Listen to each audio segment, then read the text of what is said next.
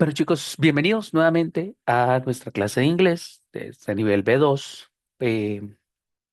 eh, como hemos venido trabajando durante las últimas 3 semanas, hoy ya tenemos un mes en clases, esta es nuestra cuarta semana. Hoy vamos a ver, al igual que las semanas anteriores, sonidos específicos para las vocales en inglés. Hoy vamos a aprender otras dos vocales nuevas. Como les comentaba, nosotros tenemos en inglés, al igual que como tenemos dos i's, una i larga y una I corta, cuando hablamos del sonido U en inglés, también tenemos dos U's. Tenemos una U larga y una U corta. La U larga es un sonido sencillo de hacer. ¿Ok? Vamos a poner la boca, los labios, en posición de silbido, tensos, in a whistling position, y vamos a hacer una U larga, pero haciendo trompa. No es U. Hay que tensar un poquito más los labios y hay que ponerlos en posición de silbar. Uh, Entonces los labios van más cerrados y más hacia afuera, así.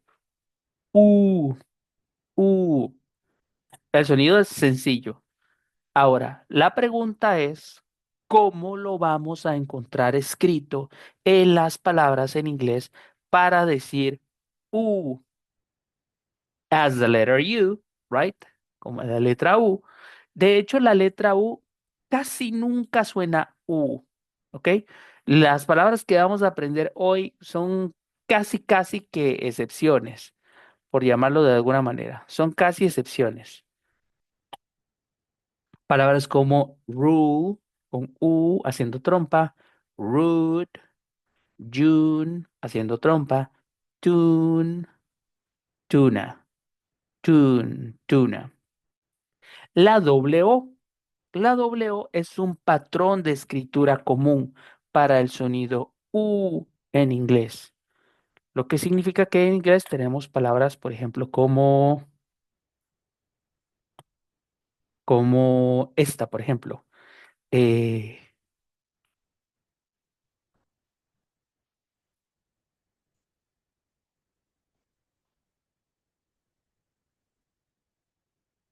¿Cómo se dice esta palabra?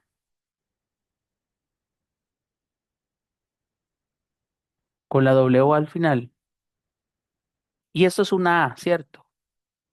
Pero es una A silvestre, ¿verdad que no puede sonar A? ¿Verdad que no?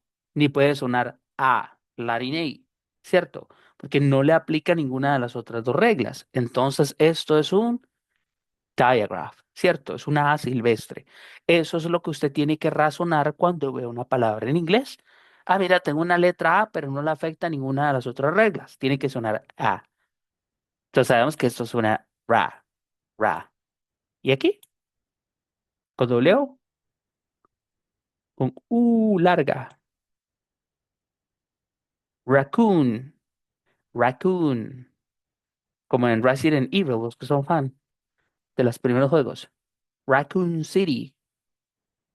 O en Guardianes de la Galaxia. ¿Verdad que no es Rocket con O de ombligo? ¿Verdad que no? Ya aprendimos que la OCK hace que la letra O suene A, ¿cierto? Entonces no es Ro, it's Ra, Rocket, Rocket Raccoon, Rocket Raccoon, U, Rocket Raccoon. No es Rocket, it's Rocket with A, Raccoon with A y la W que suena U. Profe, y todo eso hay que analizarlo a la hora de leer una palabra en inglés. Todo eso hay que analizarlo. Saber ver una palabra y saber cómo se dice porque usted puede leer lo que está escrito en inglés es saber hablar inglés. Pregunta, ¿cómo se dice esta palabra? Address. Address, ¿verdad que sí? Tengo una A, porque es una A silvestre, no le afecta ninguna otra regla. Y esta suena E, ¿verdad que sí? Porque es una E escrita antes de una consonante final, ¿cierto? Address, con E. Y ustedes me van a creer, no lo digo por criticar a nadie, ni mucho menos. No voy a decir el milagro, pero no el santo. Pero escuché una persona que trabaja en un ambiente bilingüe, diciendo address. ¿Me entienden? Es una persona que tiene años, años de años, 15 años de trabajar en un ambiente donde tiene que hablar inglés y escuchó a una persona decir address. ¿Por qué usted cree que una persona que tiene tantos años de estar trabajando en esto, haciendo inglés, ¿verdad? No profesor, sino que trabaja en un ambiente, el que tiene que hablar con gente que habla inglés todo el tiempo, ¿por qué diría address? ¿Qué le está faltando aprender pese a que tiene tantos años? ¿Qué creen ustedes? ¿Qué le está haciendo falta?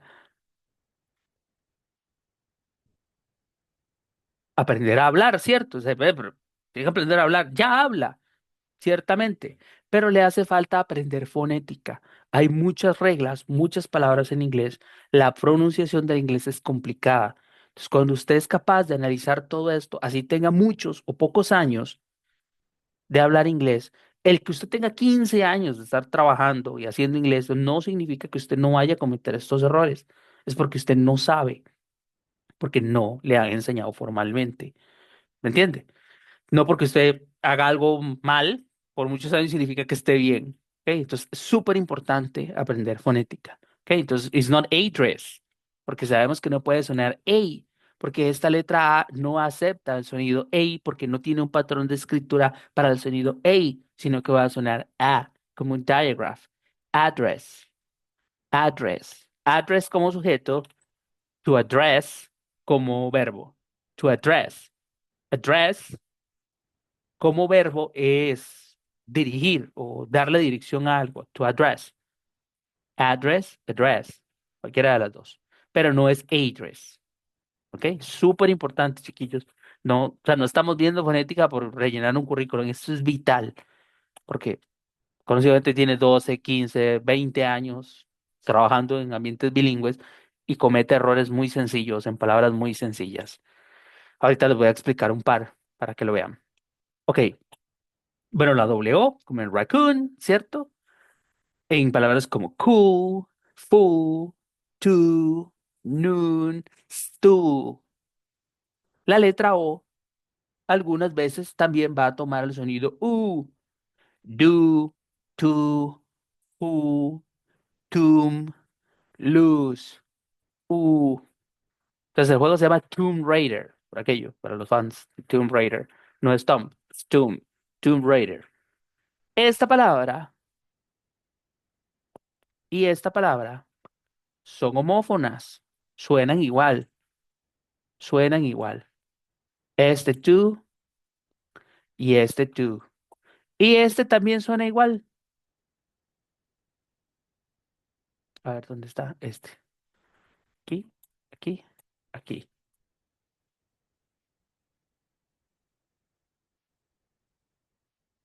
Este también. Tú, tú, tú. Los tres suenan igual.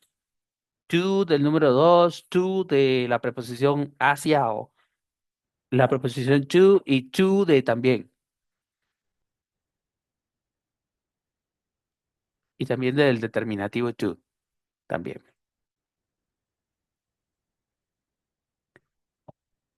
¿Qué más? La E y la W. La E y la W en inglés comúnmente suenan U. Hay palabras que aceptan dos pronunciaciones para esto. La palabra nu, nu, nu, con NU, nu, nu, con NU, nu. Y hay personas que dicen new. Esa palabra acepta dos pronunciaciones. Puede ser tanto new o new para esa palabra. Tengo la palabra drew, stew, que significa estofado, stew, new. Esta palabra y esta palabra son homófonas, siempre y cuando la de arriba la pronuncie u, nu, nu de nuevo y nu del pasado del verbo conocer, el pasado simple del verbo conocer. And news o news, dependiendo de cómo quiera pronunciar esa palabra. Entonces, la E y la W suenan U, ¿cierto? Entonces, ¿cómo se llama esta persona en inglés? Lewis. No, ¿verdad que no? ¿Cómo se llama? ¿Cómo se llama? Luis. Louis, con U larga. Louis, Louis. Porque la U es larga. Entonces, no es Luis, Luis es con U corta. Louis, Louis. Así se llama esa persona en inglés. Louis. Nosotros decimos Luis, y de hecho, seguramente el nombre Luis de nosotros proviene de ese vocablo Louis, Louis. Así se dice en inglés. Louis. Y así se escribe. Con EW. Raro, but that's how it is, right? Y la U y la E. La U y la E, algunas veces, vamos a decir, recuerden que nunca decimos siempre. Siempre decimos la mayoría del tiempo o algunas veces. La mayoría del tiempo va a sonar U en palabras como do, blue, clue, glued, avenue o avenue. Esa palabra emite dos pronunciaciones. Tú puedes decir avenue o avenue. Con U. ¿Ok? El sonido U, U larga, no existe al principio de las palabras en inglés, salvo y única y exclusivamente por una única palabra por los siglos de los siglos. Solo hay una única palabra en inglés, solo una, que empieza con el sonido U, nada más una. En inglés no existen palabras como único, ungüento, eh, ungido, no sé, untar, palabras como urdimbre. No existen palabras que empiecen con el sonido U. No las hay. Única y exclusivamente, por siempre y para siempre, esta palabra. Es la única palabra del inglés que empieza con el sonido U. Y esa palabra se pronuncia, la E al final es muda, ¿verdad que sí? ¿Se acuerdan que la C al final de las palabras es muda? Entonces, ¿cómo se pronuncia esta palabra? ¿Qué dirían ustedes? La E es muda. ¿Cómo se pronuncia eso entonces? ¿Qué dirían ustedes? Es una doble O, suena U y una Z. Y la Z suena U. Entonces, ¿cómo suena esa palabra? ¿Qué dirían ustedes? Ninguno, no. Con U. La doble O suena U. Us. Us. Exactamente. Us. Us. Esa es la única palabra en inglés que suena U al principio. Fuera de ahí no hay nada más. Qué raro, ¿verdad? Que en un idioma entero solo haya una única palabra que empiece con el sonido U. Se acabó. Y la palabra es tan extraña como lo que significa. Esto que ven aquí, a ver si se copia. Esto es us. Esto. Esta baba verde, como ese moco verde. That's ooze. Ooze. Para los que vieron, nunca vieron la película de los cazafantasmas, ¿no? Cazafantasmas 2, ¿no? Está muy viejo, sí, ¿no? Bueno, en los cazafantasmas hay un río de una baba rosada o roja que sale en la película. That's ooze. Eso es, básicamente. Entonces la palabra es tan extraña como lo que significa en realidad. Entonces, podemos decir puntualmente que no hay palabras. Entonces, me hace mucha gracia por esto que yo les digo, que hay gente que tiene años de estar en ambientes en los que se habla inglés, pero nunca nadie les explicó que no hay palabras en inglés que empiecen con el sonido U, solamente una, nada más. Entonces, me pasa mucho en mi trabajo que oigo gente diciendo una plight. Está bien decir una plight, esta palabra que empieza con U. Podría decir una plight, ¿no? ¿Verdad que no?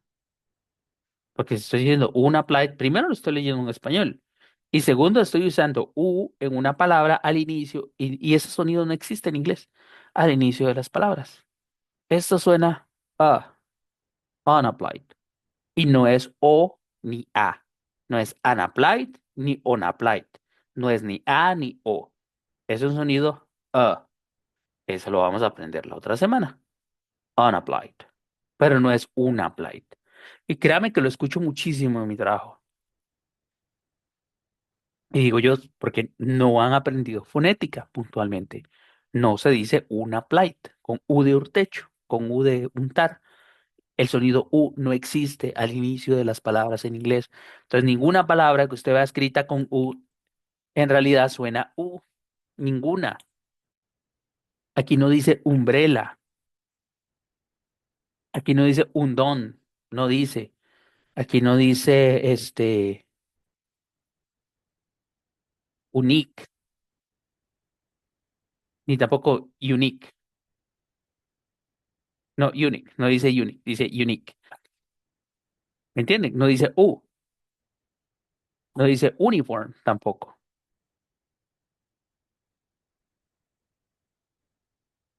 Ninguna de esas U suena U. Ninguna. Está escrita U, pero no se dice U.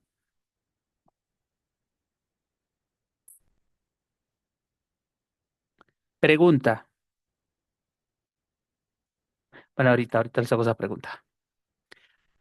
Entonces, el sonido no ocurre al inicio, a la mitad de las palabras, palabras como food, pool, room, suit. La U y la I es un patrón de escritura menos común, como la palabra suit o la palabra fruit, la palabra fruta. Truth, goose, group, ruler, school. Y al final de las palabras, do, new, you. Shoe. El patrón de escritura de you y shoe también son patrones de escritura menos comunes. Flew, chew, through, and through. Este through de a través es también una excepción. De hecho, la O y la U juntas en inglés tienen muchas palabras que son excepciones y hay que aprendérnoslas pues de memoria, porque sí, that's how they work. So we have through del pasado del verbo arrojar, del pasado throw, y through de la preposición a través. And canoe, canoe. Como les decía, patrones de escritura menos común. La U y la I en palabras como fruit. La O y la U en palabras como group. La O y la E en palabras como shoe. La I e U en palabras como lieutenant, que suenan U. Y la O y la U de la palabra through también. Son excepciones, todas estas palabras. Algunas personas explicarles, bueno, no, voy a explicar esto primero. Algunas personas en inglés, en algunas palabras, suelen pronunciar la U larga como you, como lo que les decía la palabra new, new. Ambas pronunciaciones están correctas. Ya depende de la persona y de donde sea como lo pronuncie. Hay personas que dicen Tuesday, otras que dicen Tuesday. Unos dicen duty, otros dicen duty. Y ambas están correctas. Ambas están correctas. Mi recomendación es escoja una y quédese con eso. No diga un día Tuesday y en la siguiente oración dice Tuesday con U y luego you. Quédese con una. Yo normalmente me dejo la U larga. Nunca digo Tuesday, digo Tuesday. Nunca digo duty, digo duty. Porque es más sencillo acordarse de una sola regla que andarse acordando de palabras sueltas que algunas veces se pronuncian you. Y depende de la región de donde sea la gente. Entonces, eso depende. ¿Ok? Lo más común para el patrón de escritura de la W, para que suene la U larga, es cuando Después de la W tenemos lo que nosotros llamamos gliding sounds o sonidos que se deslizan. Sonidos como la L, la M o la N. Sonidos como mm, ven que es gliding sound, sonidos que se deslizan. Ahí se quedan. Entonces es fácil sostener la U cuando tengo una L después. Por ejemplo, school, boo, moon, room, soon, right? It's simple. Dice U, es fácil, ¿ok? Y tenemos una U corta. ¿Cómo tenemos una U larga? Tenemos una U corta. Que es la U de Luis, que es la U de Ruth, que es la U de untar, que es la U de, no sé, de sucio. La U de nosotros, la U corta. La U larga no. La U larga hay que forzarla. Sacar la trompa. Y hacer trompa. ¿Ok? Porque si no, no nos va a salir. Y va a sonar igual a la U corta. Y como no suenan iguales la I de la I. En la I larga sonrío. Y en la I corta no. Y en la U larga hago trompa. En la U corta no. U. Es la misma lógica. Como no me suenan igual la I corta de la I larga, no debe sonarme iguales la U corta de la U larga. Son dos vocales diferentes. Y en inglés hay dos I's, dos U's. La letra A hasta el momento hemos visto que tiene tres sonidos, todavía le faltan un par. La letra E tiene varios sonidos y así vamos. ¿Ok? Entonces, la letra U también es un patrón de escritura común, pero como les dije, la letra U casi nunca suena U o U. Palabras las vamos a aprender como excepciones puntuales. We say pull, put, push, bullet, and put in. La W también suena U corta. Palabras como wool, wood, hook, good, and cookie. Y estos tres verbos modales que tenemos acá son una excepción para la O y la U.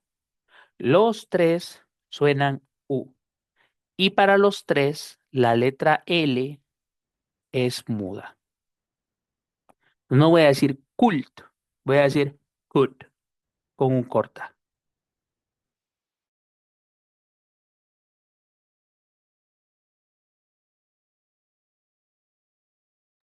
Ya. No voy a decir would, voy a decir would. Y no voy a decir should, voy a decir should. Entonces pasa algo muy interesante. Esta palabra suena would y esta palabra suena would. ¿Dirían ustedes que suenan igual, sí o no? La palabra madera y el verbo modal would. ¿Suenan igual, sí o no? Sí, Suenan igual. Son homófonas. Son homófonas. No tenga miedo de pronunciar dos palabras igual, aunque se escriban diferente. Si son homófonas, son homófonas. Eso va a pasar mucho en inglés.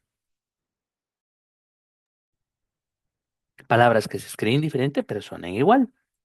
Como les dije, la U corta no existe al inicio de las palabras en inglés. De hecho, porque de hecho solo hay una palabra que empieza con el sonido U y es U larga. Entonces, U corta no va a haber al inicio. A la mitad tenemos palabras como cook, pull, hook, good, stood, look, shook, push, could, put, would, took, foot, brook, hood, sugar, woman, and cushion. Woman. La letra O de la palabra woman es una excepción para la U corta, Porque la letra O no es un patrón de escritura común para el sonido U, pero la palabra woman sí lo es. De hecho, la palabra lobo también es una excepción para la U corta. Son patrones de escritura menos comunes. No se dice wolf con O de ombligo. En inglés se dice wolf con U. Wolf, wolf con U. Wolf. Y no se dice woman, se dice woman con U. Pero pasa algo muy interesante en inglés. Vean estas dos palabras. Vean qué vacilo. Voy a copiar esto de aquí. Estas dos palabras, la palabra mujer y la palabra mujeres, son excepciones a sus respectivas pronunciaciones. La palabra singular para mujer, woman, se pronuncia con U corta. El símbolo es como un omega al revés, woman. Pero, ¿quién me dice cómo se dice mujeres? Vean el fonema que tiene escrito. ¿Cómo se dice mujeres? ¿Qué tiene aquí? ¿Cuál es ese símbolo? Debe ser el primer día. ¿Cómo se dice mujeres? Woman o Women, woman. ¿Otra vez? no es women. Women. Exactamente. Women. Vean que el fonema que tiene escrito es una I corta. I. Women. Women. Así se pronuncia la palabra mujeres en inglés con I corta.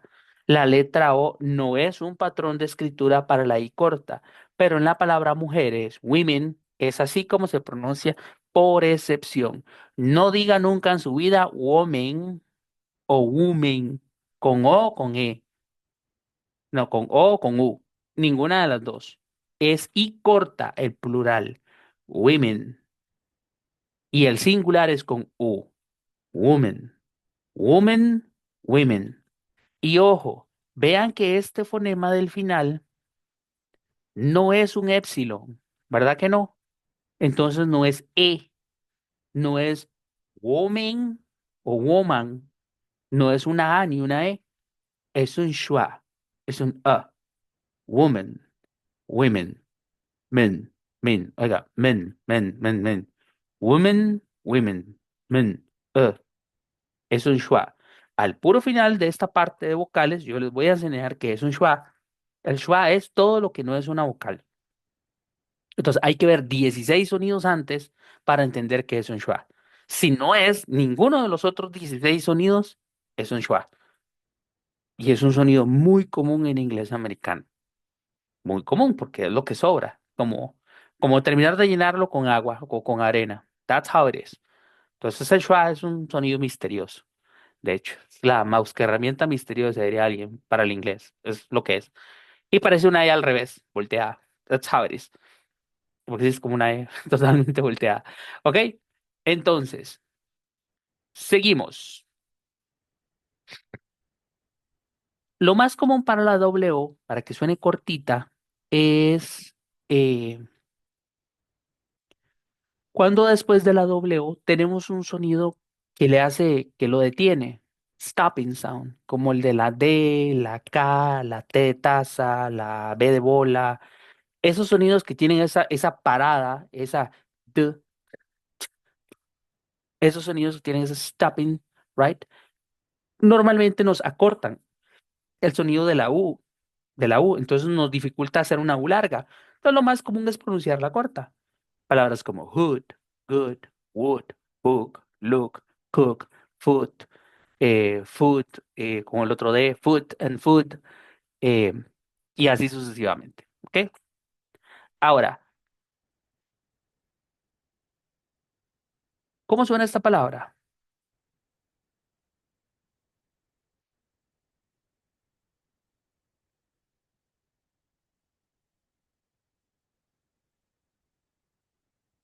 Esto es una W, ¿verdad? Look. Loop. Esta palabra está mal escrita, pero pronunciémosla como está escrita. Está mal escrito, de hecho esa palabra no existe. Pero ¿cómo se pronuncia?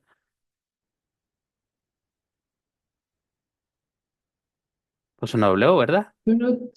Fruit, Ujú. ¿verdad? Y suena igual a esta, ¿cierto? Esta es la que está escrita correctamente, ¿cierto? Sí.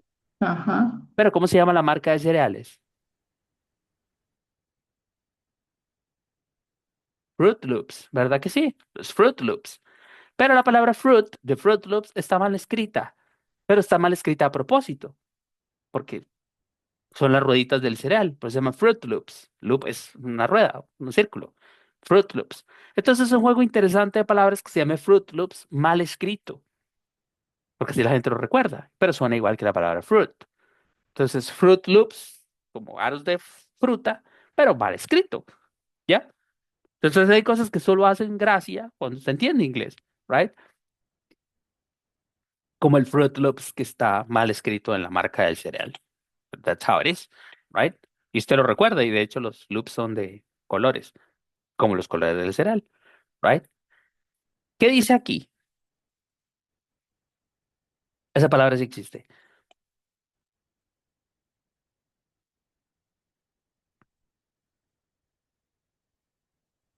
¿Qué dice ahí? Good. Could, ¿verdad que sí? Could. Bueno, cuando usted diga could, sepa que es esto lo que entiende una persona que habla inglés, porque eso es lo que estás diciendo. Could, could.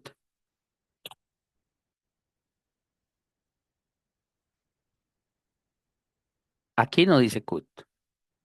Aquí sí, aquí no. En el de la parte dice cut, con A. De hecho, lo vamos a aprender. Lo vamos a aprender. ¿Cómo suena esto? Porque, de hecho, tenemos, la otra semana vamos a hacer este ejercicio.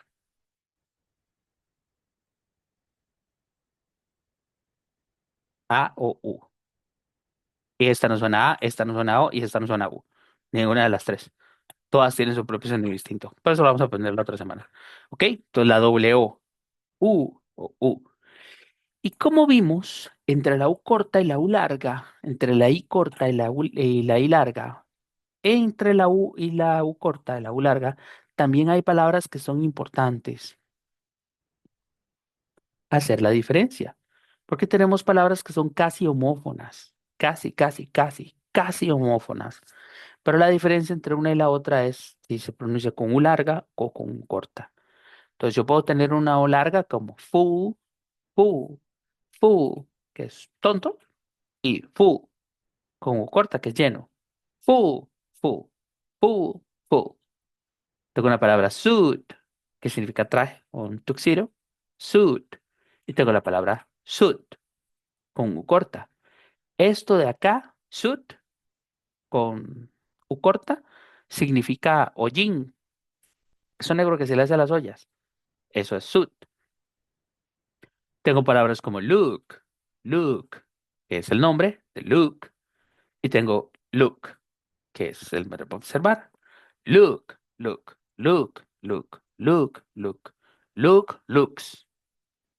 Looks. Entonces, Entonces, ¿qué tiene que hacer usted? Haga esto. U, u, u, u. ¿Ven cómo la trompa se estira? Y luego se relaja. U, u, u, u. Y eso tiene que practicarlo. De hecho, voy a quitar lo que estoy compartiendo. ¿Por qué usted tiene que practicar esto? Así vea. U, u, u, u, u, u, u, u. Y luego tiene que ser i, i, i. Porque nosotros no tenemos diferencia entre estos sonidos en español, pero en inglés sí. Y como ven, una cosa es una cosa, deja mi abuela, y otra cosa es otra cosa, ¿verdad? Entonces usted puede decir mal una palabra, puede inclusive decir una mala palabra, como lo vimos con la I corta y la I larga, a la hora de mal pronunciar estas vocales. Y a usted no le va a salir natural porque usted nunca lo ha hecho en su vida, no sabía que en español no hay, no sabía que habían dos IES. Y en inglés sí. No sabía que había dos U's, pero en inglés sí. Entonces tiene que practicarlo porque todo esto, es memoria no solo lingüística, sino también muscular. Chicos, nosotros en la lengua, los labios, la mandíbula, las cuerdas vocales, tenemos músculos que tenemos que ejercitar y enseñarles a hacer lo que nosotros queremos que hagan. El sonido diaphragm, a, a. Ese sonido no existe en español. Si usted no le enseña a su boca a ponerse en posición de y decir a, no lo vas a hacer porque te va a seguir saliendo la A de ayote y la A de ayote no existe en inglés. Usted tiene que hacerlo pensando conscientemente porque la fonética no le va a salir por accidente. No va a salir. ¿Por qué? Porque conozco personas que tienen 18 años de trabajar en un ambiente bilingüe y todavía dice address, todavía dicen un apply. Y aunque suene feo decirlo, usted escoge si quiere ser una persona así o si quiere hablar inglés bonito desde el principio, ¿verdad? Y puede hacerlo bien, puede hacerlo muy, muy, muy bien, muy, muy, muy, muy, muy, muy bien, ¿ok? Entonces, súper importante, practiquen los sonidos. El larinate, como si estuviera bostezando, porque si usted no practica este movimiento, no te va a salir, te va a seguir saliendo la de ayote. Y no es lo mismo decir hat, a decir hat. Voy a decir hat, hat. Y el hat con A de Alberto no existe. ¿Me entienden? So that's that's the part that is really important when you are speaking in English, right? The way how you pronounce the words in English and how you sound natural in English, right? How you sound, how your pronunciation is good, right? And how you are fluent in English. Usted quiere ser fluido en inglés, tiene que aprender fonética. Porque si no va a ser alguien que se oiga, pero se oye mal. ¿Ok? Después, eso con relación a las U's. Entonces, practicar, practicar, practicar. La fonética es como aprender a tocar guitarra, así literalmente. Y por último, el sonido U corta cuando tengo la USH en bush, cushion, and push. Se nos faltaba ahí una cosilla nada más. Entonces, a practicar porque esto es como tocar guitarra. El inglés es una habilidad. Y como les dije, hay tres cosas que usted necesita. Necesita la gramática para usar estructuras correctas y no solo para eso. Vieras que ayer veíamos con los chicos de A2, veíamos la diferencia entre future will, future be going to y present continuous. Y usted va a decir, eso es cualquier tontera y no vieras qué importante es expresar una cosa. Y estábamos hablando de un escenario en el que veíamos la misma cosa. Estábamos hablando del mismo evento futuro. Pero si yo lo expreso con future will, con future be going to o con present continuous, aún siquiera cambiarle nada el significado de lo que estoy diciendo cambia totalmente. O sea, estoy dando información, comunicando una idea distinta. Entonces, el grammar es súper importante, porque no es solamente, esto va con do, esto va con das, esto va con has, esto va con have. No es solo eso, sino es lo que estoy diciendo con las estructuras que estoy usando. El vocabulario, porque a veces no sé qué decir porque no sé qué decir. No conozco las palabras, no sé cómo se dice tenedor en inglés. No sé cómo se dice, no sé, cernir. No sé cómo se dice cernir en inglés. No sé cómo se dice ayuntamiento. No sé, no conozco las palabras. Entonces, realmente no sabes qué decir porque no sabes qué decir. No conoces las palabras. Y por último, la fonética. No entiendo cuando la gente me habla porque no conozco los sonidos del inglés. No puedo hablar porque no sé qué estoy diciendo. Veo las palabras y no sé cómo decirlas. Entonces, todo es un enfoque holístico, diría. Medicina natural, el de homeopatía. El inglés es como la homeopatía, es holístico. ¿Ok? So, to continue with this. Vean lo que les decía del ejemplo de lo que veíamos ayer. Vean. Entonces, el grammar es súper importante. Un anuncio parroquial, vean.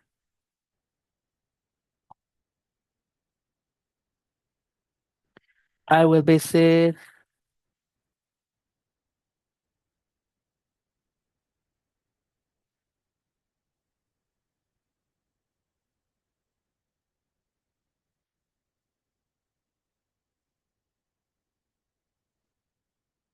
Y en estas tres oraciones parecen comunicar la misma visita a mi abuela.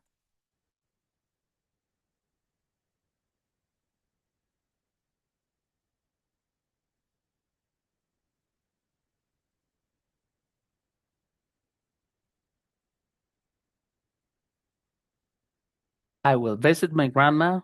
I'm going to visit my grandma. I'm visiting my grandma. En las tres estoy hablando de la misma visita futura a mi abuela, pero en esas tres oraciones estoy comunicando tres ideas diferentes, totalmente, de la una a la otra. Esto es una idea improvisada.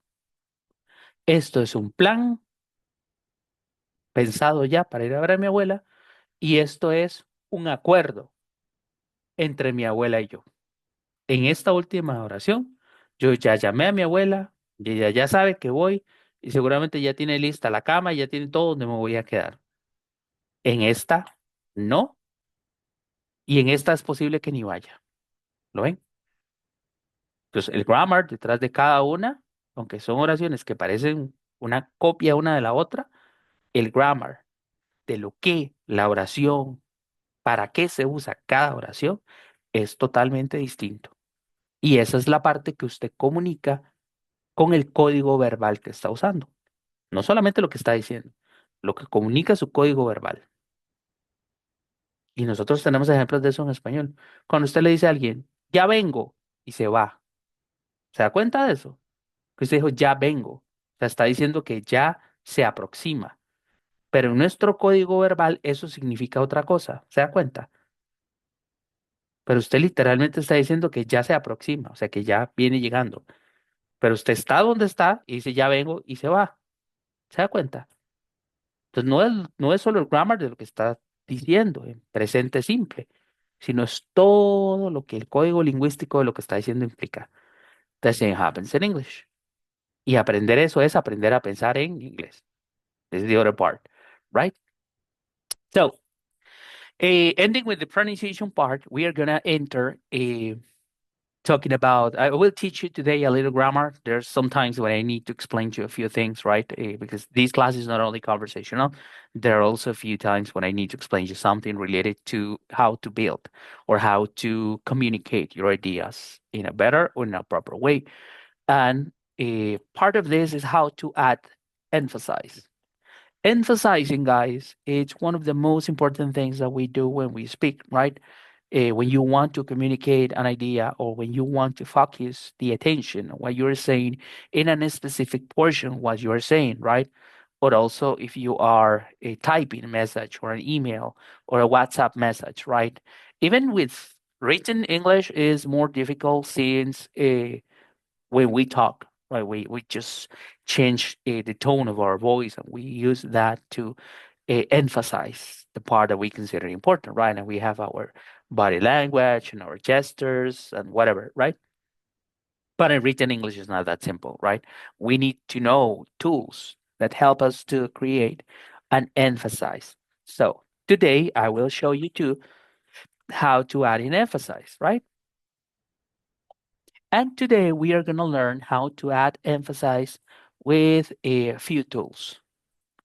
Let me show you how do we do that. Let me close this one. Okay, let me minimize this. Today we're going to learn how to add or how to highlight the importance of a particular part of a sentence, right? And there are several ways in English that we can use to add this, right? To add or highlight the focus on a certain part of a sentence, right? But today, we are gonna learn few. Today we are gonna learn how to use that, specifically that for emphasize, right? To emphasize in this, adding emphasis, emphasizes with S-I-Z-E. We can use such that, even, and only.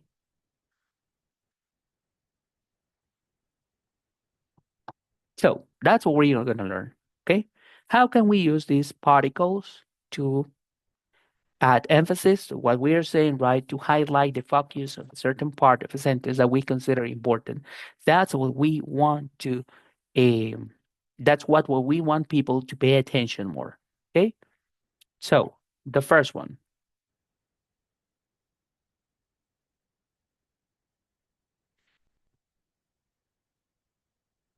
how do we use that? As well as you know, guys, that is a relative pronoun, right? That we use to connect clauses, right? But in certain ways, we can use it to uh, to add these sectional clauses to be more specific, right? For example, uh, we can use this, and this is often used to express surprise or a strong opinion. Okay,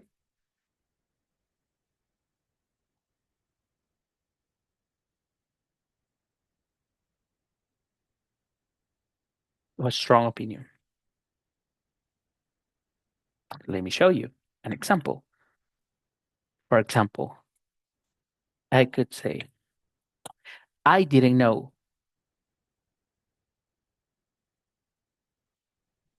I didn't know he was that exhausted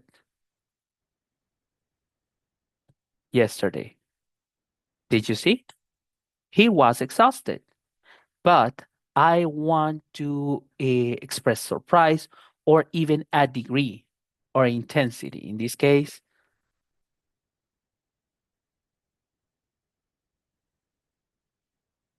intensity in this case. Can you see?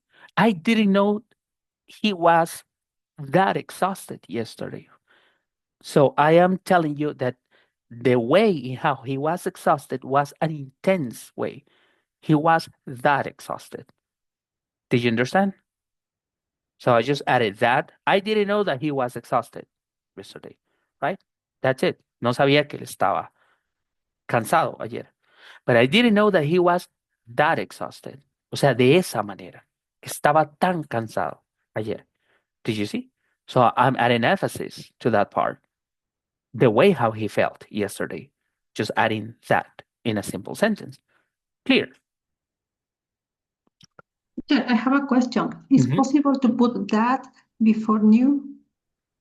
I Eh, didn't know that he was exhausted. yes, but in this case, it's not, I am not adding emphasis. Did you see? Look at this. Mm, Look at this. And this is how it works if I just do it like this. I didn't know that he was exhausted. Yo no sabía que él estaba cansado ayer. mm, Es una cláusula relativa. Él estaba cansado ayer. No sabía que él estaba tan cansado ayer. De hecho, podría retirarle that. No sabía, ujú, él estaba cansado. ¿Cierto? Porque es una ujú. cláusula relativa con el that y puedo retirar ese pronombre relativo de ahí. O sea, en esta ocasión está funcionando como un pronombre relativo entre dos cláusulas. Pero en la parte de arriba no. Ahí está funcionando como un intensificador, de hecho, Okay. para agregar énfasis. Yo no sabía que él estaba así de cansado, that exhausted, de esa manera, así de cansado, right? So yes, you can change it, but you are communicating a different stuff. Completely. I didn't know that he was exhausted, or I didn't know he was exhausted. De hecho, este that de aquí se puede quitar, que era lo que habíamos visto la vez pasada, que es una cláusula relativa, y en el caso de he was, eso funciona como el sujeto, bueno, no, trabaja como el objeto de la cláusula principal, entonces se puede borrar, right? In this case, you can erase that one. But in this case, no, because I'm using it to add the emphasis, right? That's what I want. I didn't know that he was that exhausted. Sabía que estaba así de cansado, right? He was not only exhausted, he was that exhausted. Que de esa manera, right? What is another way that we can use that? I could say, she was, for example, She was that tired.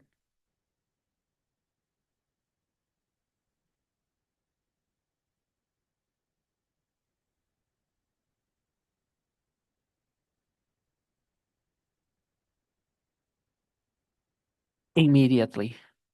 She was that tired. She fell asleep immediately. Ella estaba tan cansada o de esa manera cansada. She was that tired. De esa manera en la que lo estaba. She felt asleep immediately.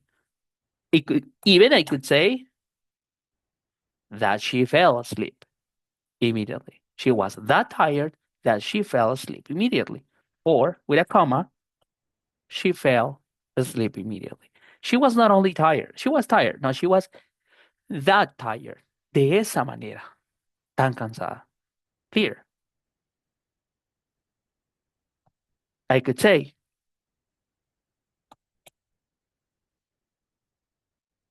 the movie was that boring. O sea, la película fue así de aburrida.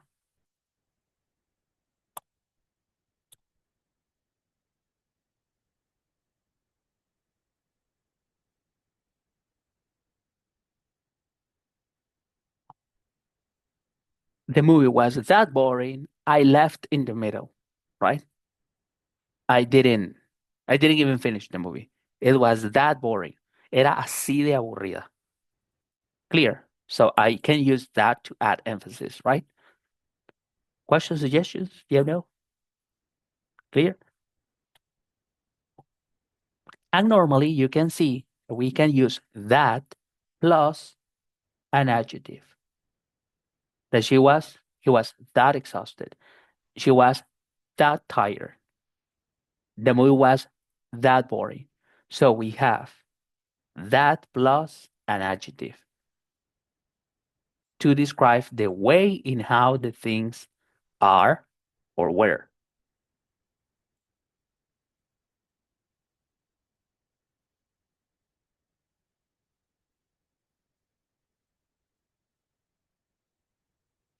What else do we have? We also have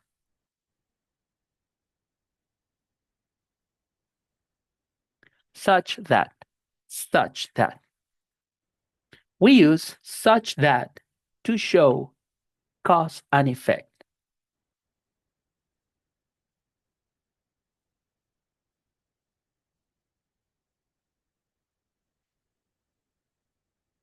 With strong emphasis. Let me show you.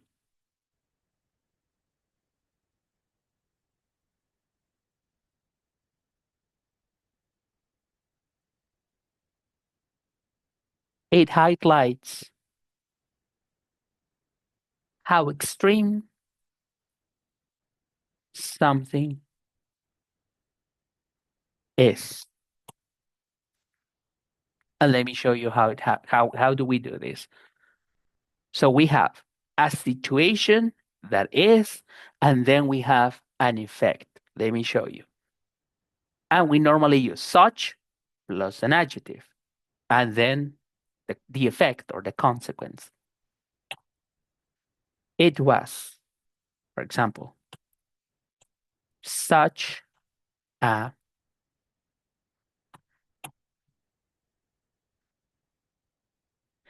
it was such a hot day. Do you see? O sea, fue un día tan caliente, such a hot day, semejante día tan caliente, such a hot day. And then we have an effect.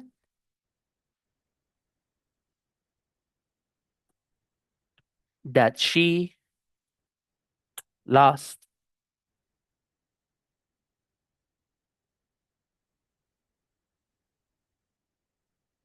consciousness.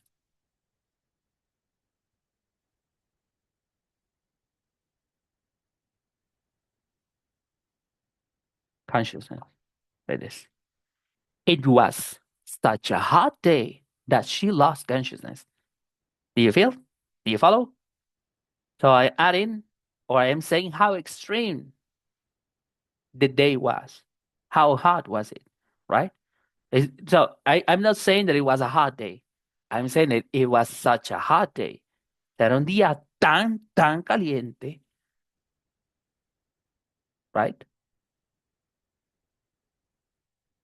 And then after that, we have the consequence or the effect. What else?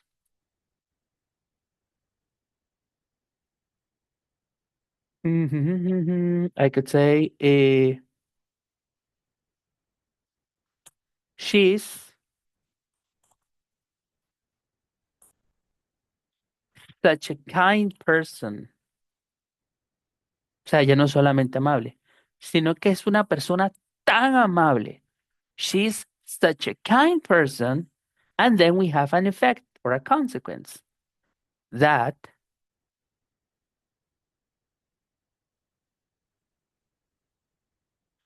everybody loves her. Did you see? So she's not only a kind person, she's such a kind person, right? Es una persona tan buena. So I'm saying how extreme something is. It's not only good, it's such a kind person, right? And if you see with just such and that, I am adding emphasis in a simple sentence. She's a kind person, comma, everybody loves her. That's it, right? But how do I intensify this idea? She's such a kind person that everybody loves her, right? So you understand with just a couple of things. I'm not changing the idea, but I'm intensifying. I am making my sentences better. I am communicating my ideas in a better way. They made such a mess. O sea, no solamente hicieron un desorden, hicieron semejante desorden. Eso es lo que significa such, que es exageradísimo, right? They made such a mess, o sea, semejante desorden. ¿Que qué pasó? That. So we have the effect.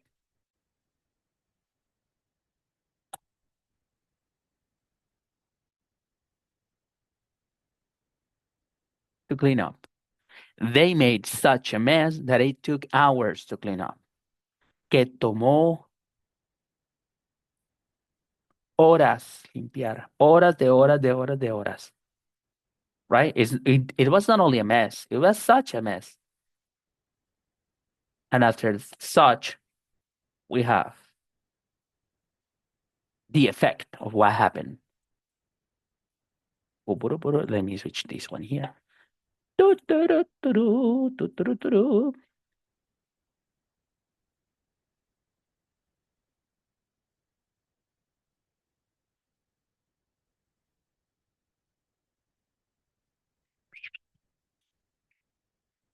I think they work better green. Yeah, green. And now, even.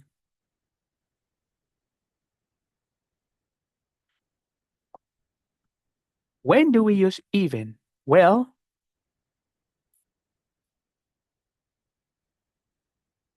even is used to express a surprise or unexpectedness. Unexpectedness.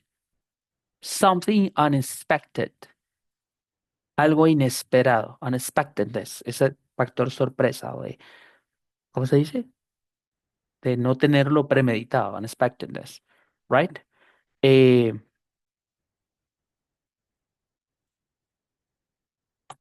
and also, it emphasizes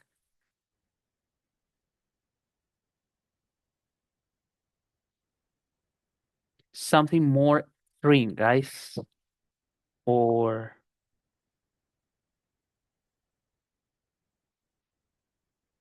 unexpected than other things in the sentence. Let me show you.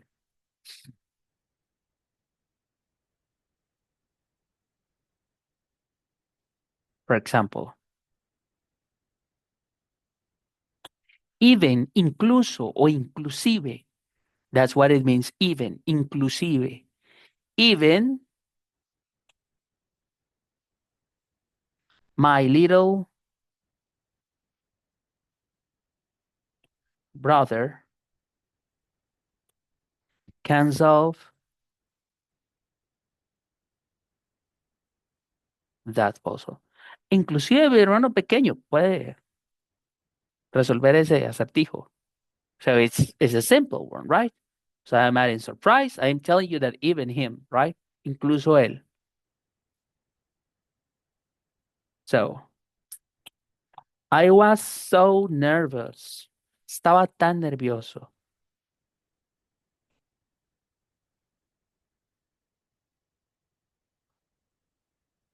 that I couldn't even speak. Estaba tan nervioso que yo ni siquiera pude hablar. Ni siquiera. That I couldn't even speak. So if you see, that was something that was surprises or unexpected, right? Or it was something extreme or unexpected, right? I was so nervous that I couldn't even speak, right? Algo inesperado. She didn't even say thank you. She didn't even say thank you. ¿Estaba usted esperándolo o no? Sí, y usted se sorprende. Ella ni siquiera dijo gracias. She didn't even say thank you. Ni siquiera eso. Ni siquiera o incluso. Clear. Yes. With even. Let me show you another, for example.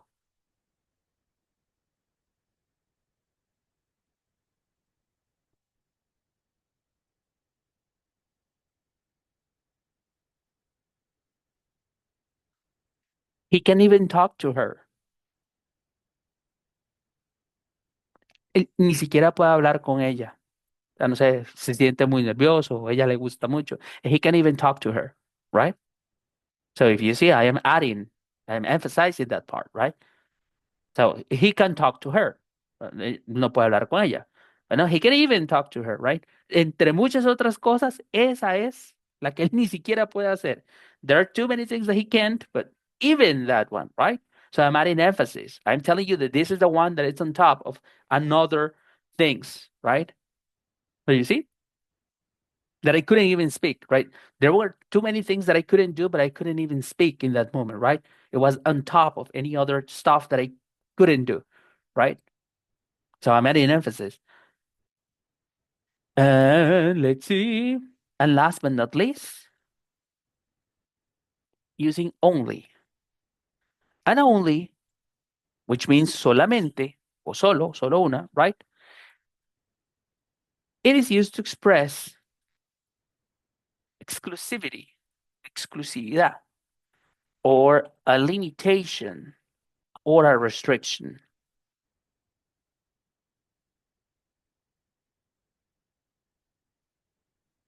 It is used to express something is unique or limited. Let me show you. Only Zara passed the test. In other words,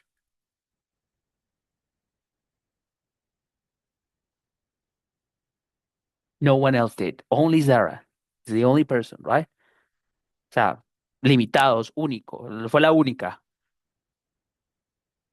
Solamente Sara. No one else. I have only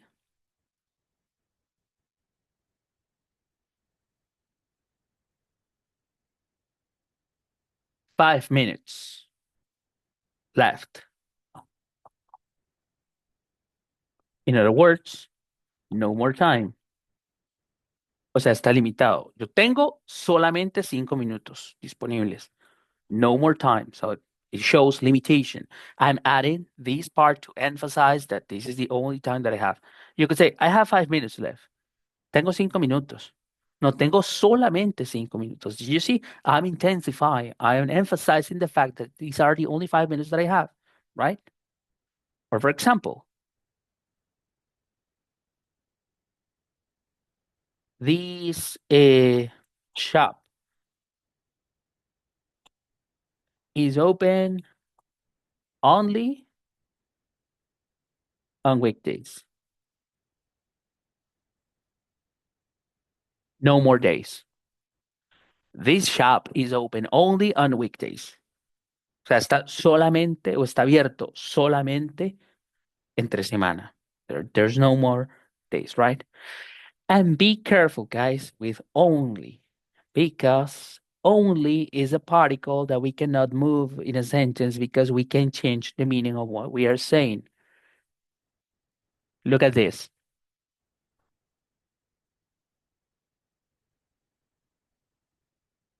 Be careful with only. Look at this. Only John said he was sorry. In this case, John and no one else. Only John said he was sorry. Solamente John dijo que él estaba, que lo sentía, ¿verdad? John and no one else. But look at this. John only said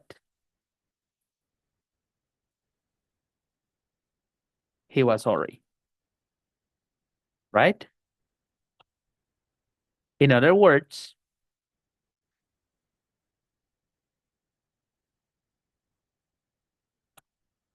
he didn't mean it. He just said it. John only said he was sorry.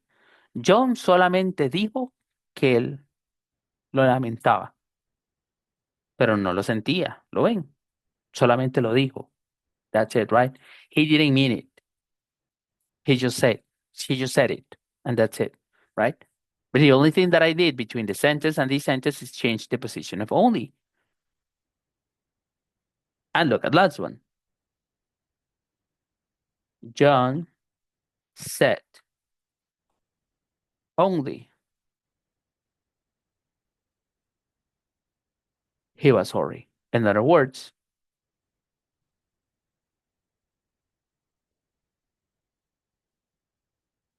he didn't say others.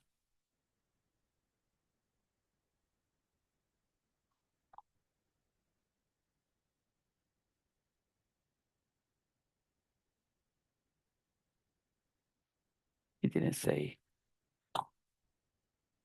other things. Fue lo único que dijo. John said only he was sorry. That's it. He didn't say anything else, right? Did you see? So depending of the position of only in a sentence, you can change the meaning of you are communicating. So just pay attention with only, because depending of the position, what you're saying, the meaning of what you're communicating with only might change completely. Questions or suggestions about this part? This far? Yes, no? How to add emphasis with just a few words. Unas cuantas palabras y nos ayudan a modificar mucho oraciones simples, right? Simple sentences that we can modify with just certain words to bring more detail, right? Or to express our ideas in a deeper way. Okay, guys, let's gonna take the break. Let's gonna see you in 30 minutes, and then we're gonna do some conversational activities. Okay? Yep. Yeah. No. Yes. No. Yes. No. Yes. Okay. See you.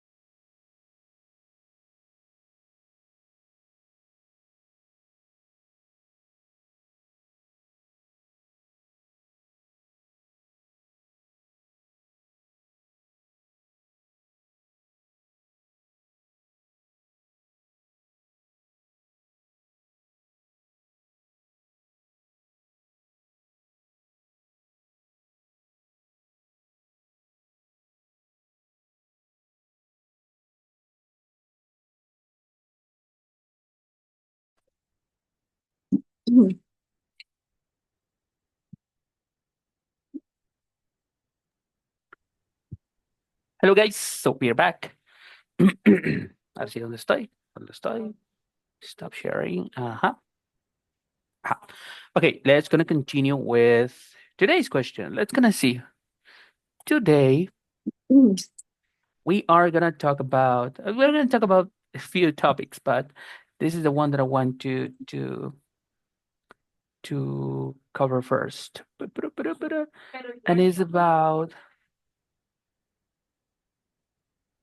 And it's about working in teams.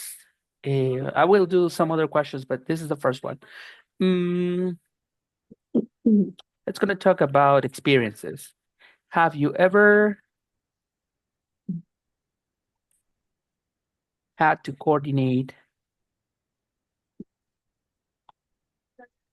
a group of people?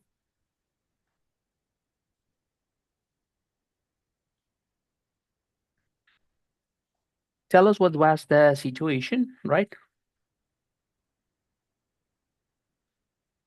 Also, and how it went, right? And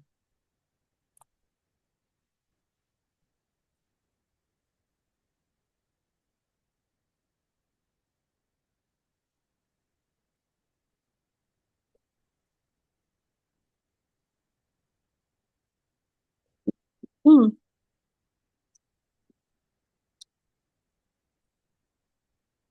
as a team member, okay, all of us, we have ever had to work in teams, right? Sometimes we have to coordinate, we have to lead groups. Sometimes we have had, most of us or all of us, we have to work with coworkers in a project, or maybe in college with a project, in high school with a project, or maybe you are the supervisor of a department, or you work with people, or you have people in charge. So the question is, have you ever had to coordinate a group of people? If you're a supervisor, how do you deal with your team, right? How was the situation, or what happened, or how is your current situation, how it went, or how it goes? And also, how would you describe yourself as a team member? What would you say about you? Are you a team player? Are you the people who makes decisions? Are you the people who likes to receive orders? Is it easy for you to receive orders or to stick to a process? Or are you someone who hardly ever helps? Or you have a good attitude? Let's gonna talk about working teams. Or yes, working teams. Okay. Who would like to start sharing with us your experiences working in teams? Positive, negative, neutral, uh, stories of success, stories of not that much success. Okay. Who wants to start sharing your uh, your experience? Uh-huh. Who wants? Do I choose it? Do I choose the person? Yes, no? Let's see. Let's see, maybe I don't know who might help me. Let me start with Victoria. Hi, Victoria. Could you share with us your experiences coordinating or working with groups or with teams, with people? How has it been, that experience for you?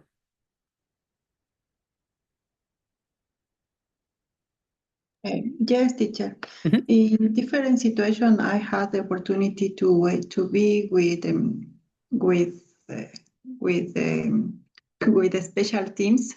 Uh-huh. Then I had a good experience Mhm. because I can help development my abilities Mhm. to drive the group. Mhm. Also, I felt support with the people in this time. Um, And what kind of projects have you lead people? Usually, Mhm. I stayed with the people who worked about the cooperation Uh-huh. in the biodiversity projects, especially for the gender, no, gender, the farm, sorry, Mm-hmm. How do you spell it? Or género, the gender. gender, yeah, The gender. the gender and biodiversity, especially. In the last time, I shared Mm-hmm. with I shared my experience with um, with a person that had good experience about the finance ecology. Yeah, I interest with this subject now. And the last time I had the opportunity to be in the INCAI University here in Costa Rica to Mm-hmm. work with the technology, Mm-hmm. the new tools, Mm-hmm. but the smart technologies, Mm-hmm. something that, yeah, And it when was very interesting. Yeah, the last group when I worked. and in that case, did you lead the team, or you were part of the team, or you were the leader? Eh, in the first times, my in the with the group with the gender and the biodiversity, my Mm-hmm. in the last time at the INCAE, I was member. You were a member. Yeah. Okay, perfect. Perfect. And that's awesome. That's awesome. And also work with this, do you say like disciplinary? Uh-huh. Discipline, multidiscipline teams. And when you work in a team, how would you describe yourself? Are you a good team member? Are you someone who do his part or her part in your case, who does her part? Are you a supportive person or you rely on your team? Are you a I positive leader? I think yes, because every time I has a positive result with my projects. Mm-hmm. So I tried to be a group family. I Mm-hmm. think is really interesting because if the people um, feel how do you say, Conf- awareness uh-huh. awareness to work, it's Huh? more easy to to arrive for the result. Mm-hmm. That's perfect. Yep. And people to be awareness about the job and also to feel comfortable, you could say. Comfortable. Mhm. Comfortable. I really like this word. Comfortable. Comfortable. Perfect. Thank you, Victoria. Let me ask Miguel.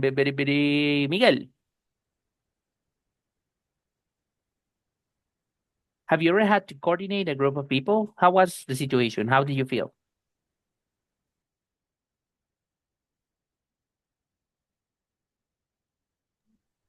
Hi, teacher. Good evening, Good evening. and classmates. Good evening. Well, probably in the past when was in high school Mm-hmm. doing some kind of assignment, but a few years ago, I don't know, maybe 8 years ago, when I was part of team of sales, I was a team leader. Mm-hmm. So I have the opportunity to coordinate, to being the leader of the group of sales agents. It Mm-hmm. was it was funny. It was a little bit hard, but I think I did well. I did well the role of a team leader. Is always somebody who is a little bit difficult to manage because Mm-hmm. always somebody that thinks or don't feel good with your ideas or your way to to To to lead. be- to lead. Yep. Uh-huh. Well, uh, I I remember Mm-hmm.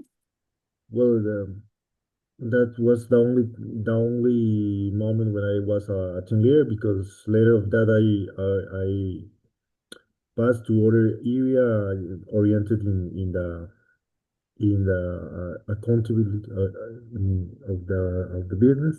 Mm-hmm. So, well, in the other question what was the other question? The days when institution how we went was was funny, hard, but what I did it. Mm-hmm. I describe myself as a team member. Well, I feel I am capable to adapt Mm-hmm. into any kind of role. I could be I could be a team leader. I could be people who make the things the team leader ask. Mm-hmm.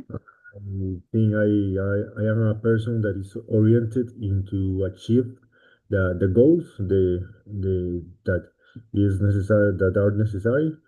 So I don't really care if I am a team leader or if I am just a member of the team. I just want to achieve any kind of goal we have, and so I could adapt into any kind of role in this case. That's great, and this is a great answer. Using words like adaptability, a goal-oriented person, that you describe yourself as an achiever or someone who doesn't care about leading but only achieving the goals. It's a good way to describe this kind of experience, and also it sounds good in a job interview, right? When we are doing that kind of stuff, those are the kinds of answers that we want to bring, right? And being assertive and being direct to the point, specifically because sometimes we only have 30 minutes most of the time when we handle a job interview. We only have 30 minutes, so you have to say more with less. But it's a great answer, Miguel. Thank you. Thank you. Thank you. Words like adaptability, right? Um, and also, well, I will tell you a story, right? Well, I used to be the English department coordinator in my previous teacher's job. I was the coordinator, and I had to say it was difficult because in my team, I didn't have them close to me. They work around the country. I had people in Liberia, in Punta Arenas, in Heredia, La Juela, Cartago, right? So they were not close to me. So, and it was the time when we were not used to do things virtual like today, right? Today, handle a team of people and work with them through Outlook and Teams is the new normal, right? This is what we do. But in that time, in 2019, it was not that common, right? It was before the pandemic. So it was difficult. It was difficult, especially because teachers are rebels sometimes. Yes, it's difficult for them to to follow instructions, right? Especially because we as teachers, we always have in our minds the way how we want to do stuff. So it's kind of difficult for us to follow orders sometimes. Let me ask Danieska, tell me about your experiences leading people or being in charge or working in teams. Okay, good evening to Tracy? everyone, teacher. My experience to coordinate a group of people, Mm-hmm. I think I have some experiences in university and my current job. Mm-hmm. I had around 3 years being coordinate. Mm-hmm. Yes, and I have in the first place a group of 5 people. Mm-hmm. It's it's interesting because I don't know these people. I only work with them with email. Mm-hmm. they they ask me for some things and Mm-hmm. I send them. Mm-hmm. But then I became to to our to her leader. So I became her leader. Perfect. So I became the leader, their leader. Became the leader. Yes. And I have to, that's because maybe we are at the same Mm-hmm. level in the first place. And I'm almost new, I think, because in this company that I working, the people uh, during a lot of time. Mm-hmm. What do you want to say with this? And the That they were in the positions for a long time, that they were old in their positions. yes, Okay, you could say they were old. Eran they viejos, were old yes. on their positions. Mm-hmm. Yes, maybe I have coworkers like they are in their position like 10 years and Mm-hmm. other ones like 20. Wow. And I only have 2 years You were a and newcomer. became yes and became a leader. And I think it's difficult because I need to gain her trust. Her trust. Mm-hmm. Yes, and also I have to add that I know at all the process that they are doing, Mm-hmm. and the department in that moment was in a difficult situation because there are a department of service Mm-hmm. and so much some departments are no happy with the Mm-hmm. service and was a challenge. But So I'm here. yes, so that means that you experience resistance from people. You Yes. experience resistance, and it happened to me. Thank you, Danny. It happened to me. I remember that it was like 10 years ago. I think yes, maybe 10 years ago. Wow, it was in 2013. I think 2014. Yes, 11 years ago.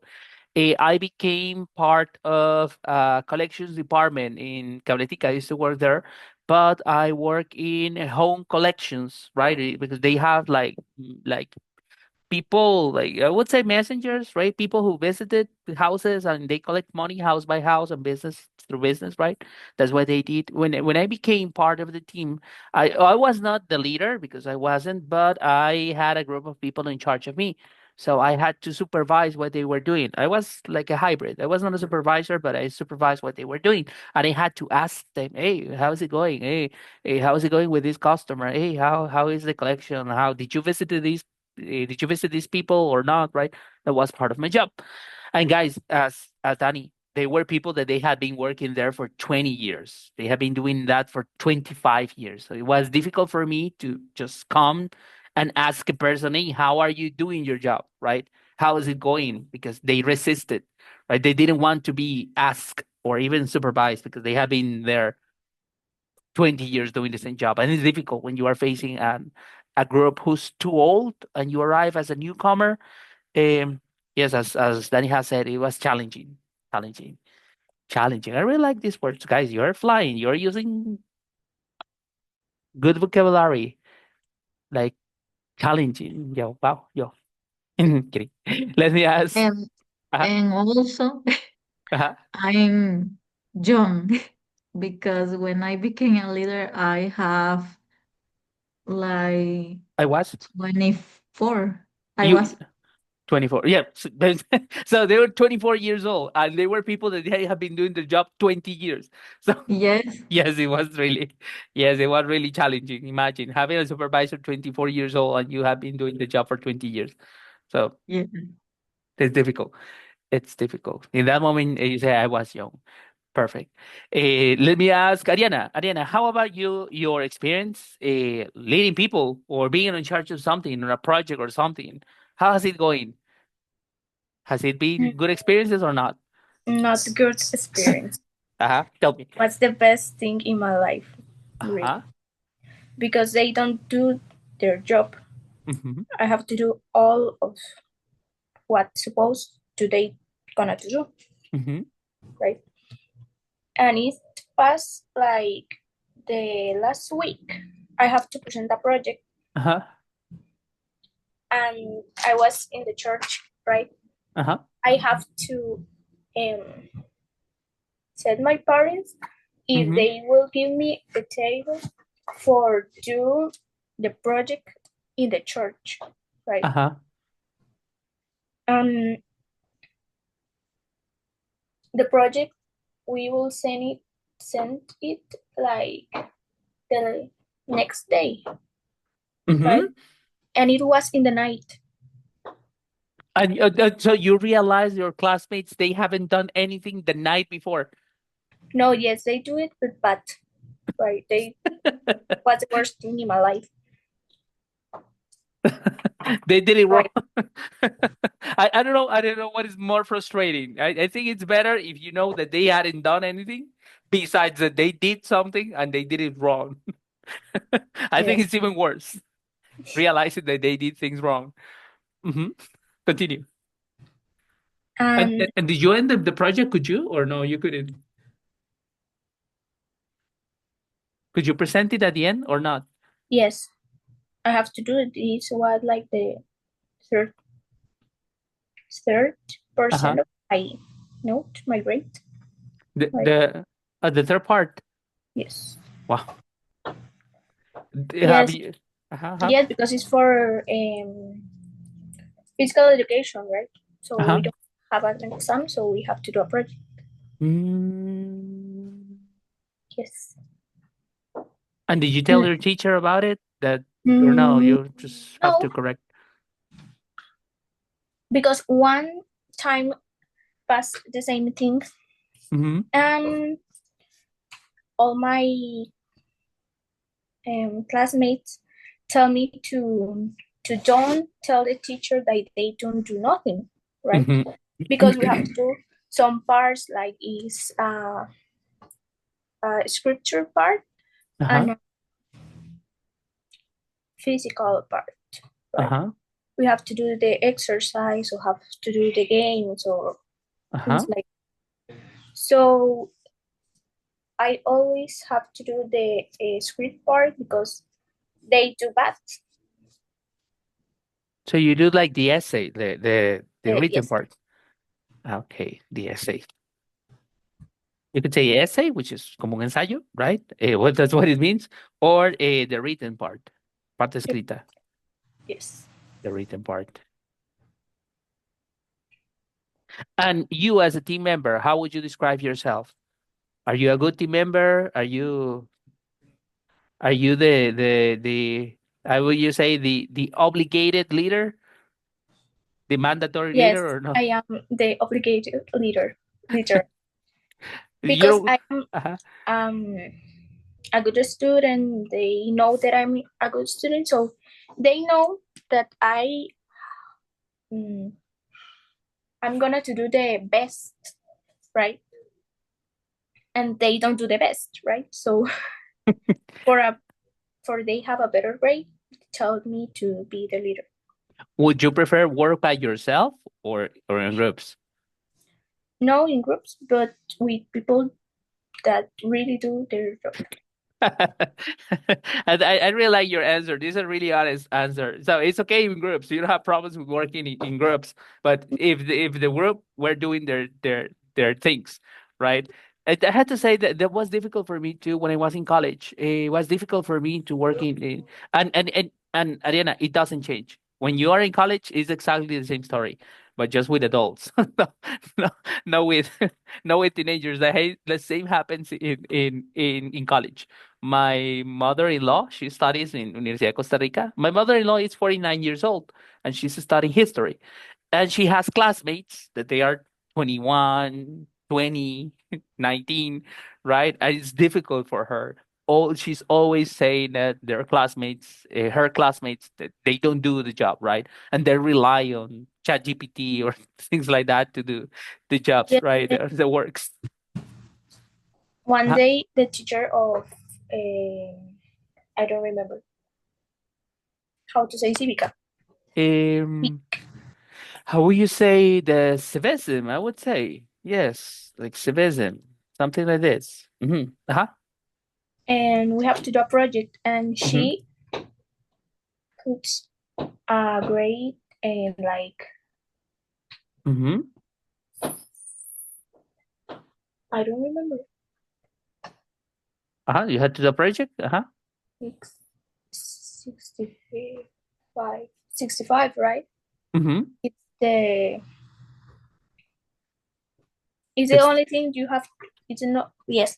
Is the grade that you need to pass, uh-huh. right? So you just passed with the project. That's the only thing that you had to do, the Yes, project, and that's it. she said that we all of the class do it with ChatGPT, right? Mm-hmm. So she thinks that we do it in ChatGPT, so she puts at all of us that grade. Wow. So she thought that all of you, all the class cheated on the project. Oh. And did you or you didn't? No, You did more or less. Not kidding. No, and it happens. But there are too many ways. We as a teachers, there are too many ways that we can use to trick students that they are doing their projects on ChatGPT. There are too many ways that we can do. One of the things that we can do is ask the students to prepare and then defend the facts that they have written there. So that's it. And there's an approach, a different approach that we can use, but we can talk about it later. Yeah, but yes, we as teachers, we just besides just reading an essay, we ask for a to support or bring their opinions about the facts that they have gathered. If they didn't look for the information, they would not know how to answer. So those are some tricks that we have developed as teachers to fight against AI cheating. But thank you, Ariana. Let me ask Marcela, have you ever had to coordinate a group of people? How had it been the experience? Hello, hello. Hello? I'm gonna try. Yes, I have had to coordinate things all Mm-hmm. my life because when I started working, I was 24 years old. Mm-hmm. I had in charge people orders, and it Mm-hmm. was difficult because people resist to a young person Mm-hmm. give them orders Mm-hmm. or something like that. Right now, I have to coordinate two my coworkers, Mm-hmm. but they think that I don't know the boss, but my boss doesn't want to coordinate. Mm-hmm. Then it's difficult because they think that I uh, try to give them Orders? Huh? orders and they resist sometimes, but um, most of the time Mm-hmm. I have to how can I say corregir uh, To correct? Uh-huh. to correct uh, task task Las tareas, to correct the tasks. Uh-huh. mhm. And I am a little perfectionist. Mm-hmm. Then and I am workaholic. Then Uh-huh. if you work in the government, it's difficult to change their thoughts. Mm-hmm.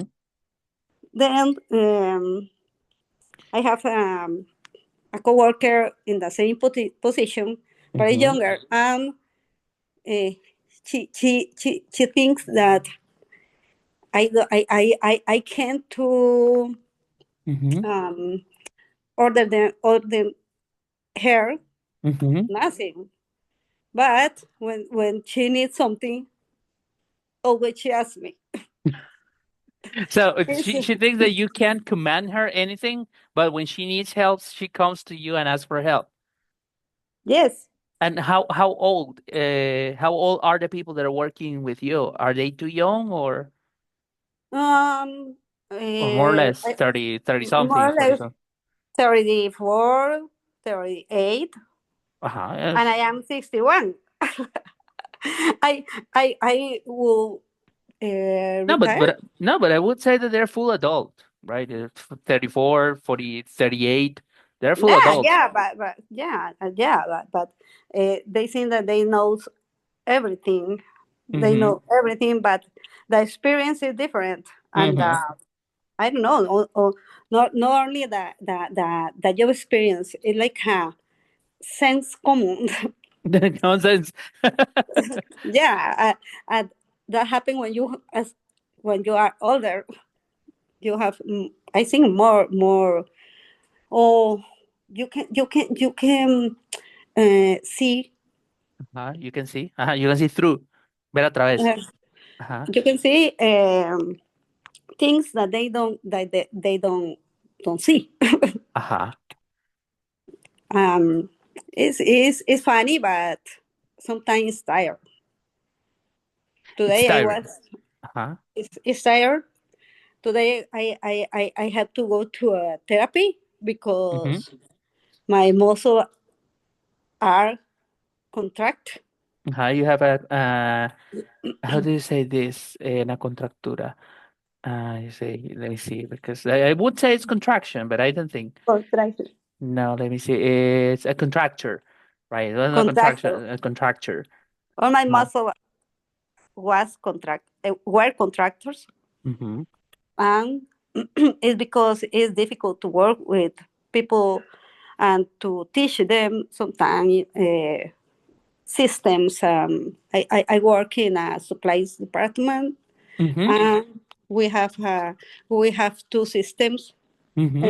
a little bit complicated. Mm-hmm. I have a new coworker, and Mm-hmm. I am how can I say uh, capaci- capacitation, inducción, A training. training. Training. Uh, So you yes, say I'm training him.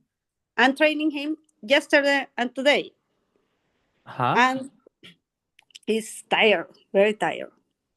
Indeed, because I am starting a new position in my current job. I started officially. I am the new DPO, which is the new what means DPO? It stands for Business process or owner. Yes, I am the business process owner. Yes, thanks, Danny. Yes, I am the business process owner now. So I am the owner of the position, right? And it officially started on Monday. So today is my second day. And I have been on training for the last 2 months, and it's exhausting to be on training. And the person who's training me, he was also looking for a different position because I am taking his position. And he was looking for a position, and he was at the same time training me. And now he's in his new position. He's still supporting me, and I am, and I know it's exhausting for the person who's helping you or training you, because it's not only right, because you are doing your job, Marcela, and you are also teaching another person, so Yeah, it's it's, exhausting. it's, it's it's exhausting. Yeah, it's mental, physical. It's, It's exhausting. It's mentally and physically. it's okay. Mentally and physically, física y mentalmente and Yes. physically. And do you feel now better after the therapy, or not? You are feeling the same. Yeah. Of course, of course. I feel other person right now. Well, that's good to hear. That's good to hear that after your therapy you are feeling better. Because being like a contractor, it's terrible. It's terrible. You cannot move. You are feeling pain. You are in discomfort. Yeah, for me it's better to go to a therapy than um, drink medicaments, pills. You could call that a painkillers. Painkillers son analgésicos. That's para el Uh-huh, dolor. Painkillers. uh-huh. I That's how prefer we. the therapy. Mhm. Because at the end, a painkiller doesn't do anything. It just distracts your mind out of the pain. You are still in pain, but you don't realize it. But it's better the therapy because it helps you to feel better and recover the muscles recovery. Yes, right. Yeah, it's better. The therapy is always better. Besides just drinking pills or drinking things to avoid the pain, because at the end you are in pain, right? You will not get better. And even it's even worse because with days you don't get better. You start feeling worse. Yes, and tomorrow I feel bad, bad Mhm. with therapy. I think tomorrow I feel a little bit better and Mhm. start again training my my Your new your new coworkers. coworker. Yeah, yeah. Yes, just give me a minute. It's a Uh, routine. Yes, just give me a minute. Just I'll be back in 30 seconds. Just a moment.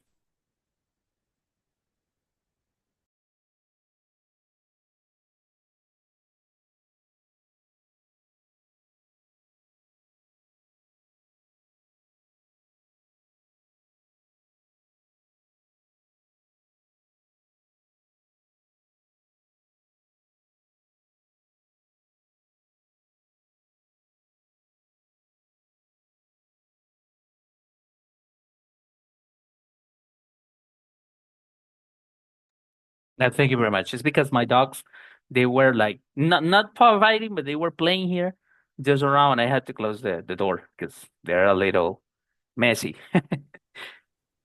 Yes, the last things that I want to tell you is that today I Mhm. wanted to be retired. It was That's a it good was one. terrible. It was terrible. I want to be retired. Retired. Perfect. Yes. Yes, but that's good for you. That in the case that you are that you have a good attitude teaching another person, and I know teaching is not that easy. I used to also bring trainings at work. I like teaching, right? So that's why I'm a teacher. But I had to say at work it's kind of difficult, especially because uh, I had a coworker. I gave a training at work, and I saw him, and he never took notes. He was just like stranding around, right? And he said, "No, no. When I am in production, I will start doing the questions." Yo, that's not the plan. That's not the Mhm. plan. When you are at work in production, you are supposed to know, not being starting doing the questions. So there are many people. They dicen, no, es que yo aprendo haciendo. Y yo, But, but but I think is the best way to learn. yes, but I say it's not the same when you reach the floor, right? And you have just some questions. Besides, when you ask, and what is the part that you don't know? And they say, I don't know nothing." That's that's not fair. That's not Mhm. fair. It's Yeah, okay if you have questions, but the problem is when when you want to learn um, in that way, in the best way.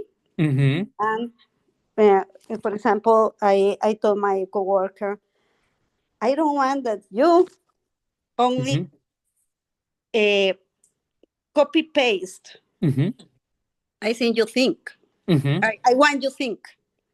And you analyze Uh-huh. what are you doing. Exactly. To analyze the situation. Mhm, mhm. Exactly. That's it. It is more tired. Yes, More and tired or tired. I don't know how can I say más cansado.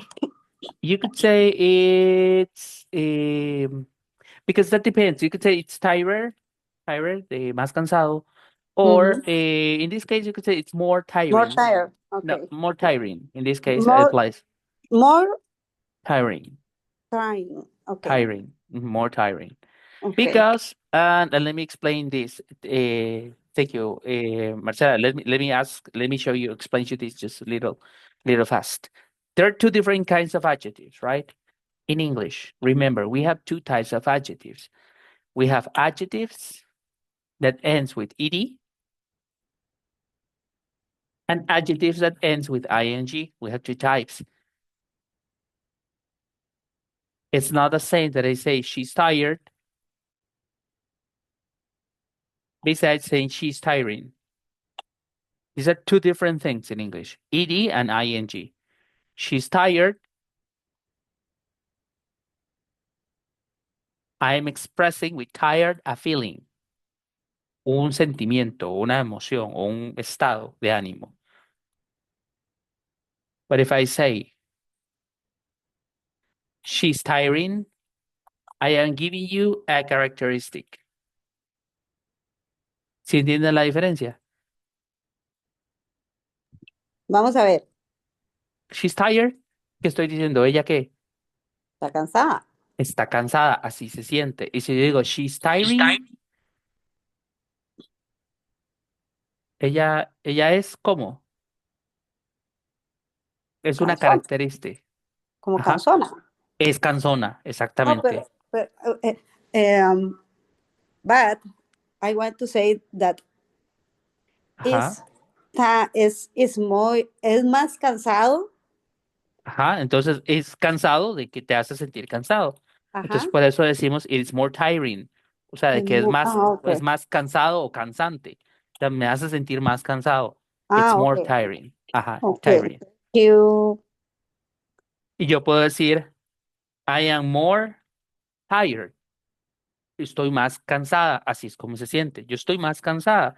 El entrenar a alguien es más, it's more tiring. Es más cansante. O sea, me produce más cansancio. Es así como es.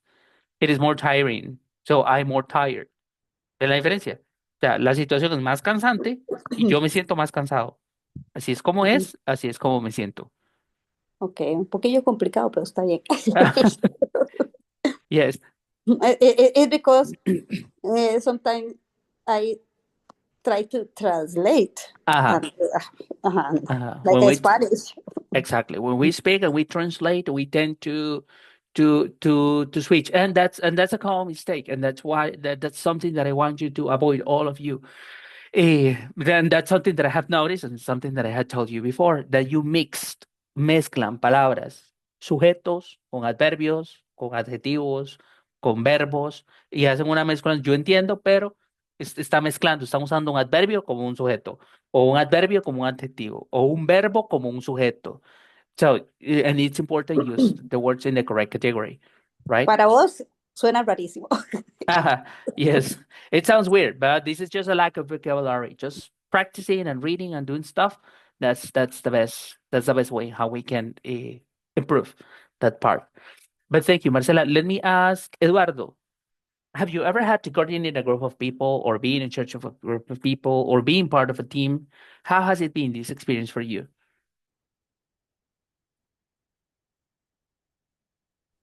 Yes, I am here. Uh-huh. It was like, I don't know the time, but this few years ago, Mm-hmm. I want to switch to a new position. And if I want to change, they give me like 100 of customers Mm-hmm. because in the company, what I was working is internet and television, right? Uh-huh. So we have, they give me like 100 customer to switch them to 100% to our company. Uh-huh. So I have to call 100 of customer, and Mm-hmm. then I contact like 99, and I um they give me the opportunity to change to when I call that 100 Mm-hmm. of customer and I get 99, they give me that opportunity to switch to the new department, right? Mm-hmm. Then when I reach the new department, I think that I would work with them, but Mm-hmm. then tell me that I have to go to another country, Uh-huh. and in this another country, I have to explain them how they have to do to switch the another customers in different area to Mm-hmm. 100% of Cabletica is name of the company, Mm-hmm. right? So I was the CEO, Mm-hmm. in that moment because I have to go to a different kind of office, and Mm-hmm. then I have to speak with the people and I never see face to face, only by email, right? Mm-hmm. So it's a nice experience because I I I have to be the boss, Mm-hmm. but in that office they have like CEO like have like 10, 15, or 20 years. So I have to try to speak with them, and we get to complain, and then I can work in that area. I work there Mm-hmm. like 3 months. Then I go back to San Jose and I work with a lot of partners there. Perfect. And I had a question. Now this I will do another question with the second round, but I start with you, Eduardo. Eh, what about making decisions? When we make decisions, eh, I would say how easy is for you to find common ground with people. So find common ground significa ponerse de acuerdo. How easy is for you to find common ground with people when you are making decisions? Is it difficult for you to to to agree with people when you're making decisions? Difficult and simple decisions. No, for me it's simple Why? because we when you are working a big or little group of partners, right, and you Mm-hmm. have to make a decision, you can also do it like how to say, Mm-hmm.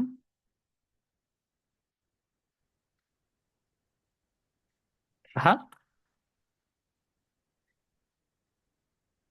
I think they had a you hear or me?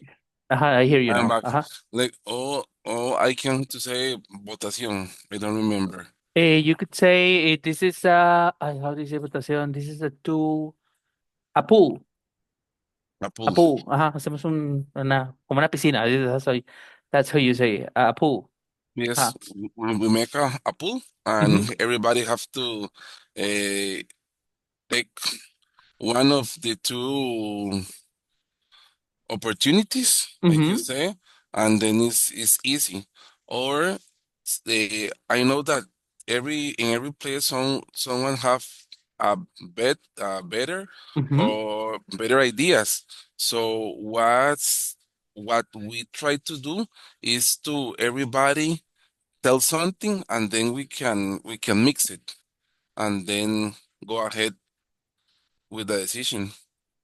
Perfect. So you use a like kind of a democracy. Do you do Yes, a pool and then all the people that you find common ground through a pool, right? Just so you don't fight or you don't try to you don't try to force your point of view. Just do a pool and all of us we decide. Okay, yes, perfect. That's a great tool. That's a great tool to make a pool. I would say we make a pool. Pool, pool, like this. Pool es. ¿Han visto que hay una cosa que se llama Poly? No sé si lo han visto. En Team se llama Poly. police station. No, it's like kind of a poll that you use to make a to do these kind of things, right? You ask people and ask them for options, right? And they choose. But thank you, Eduardo. Let me ask Danny Esca.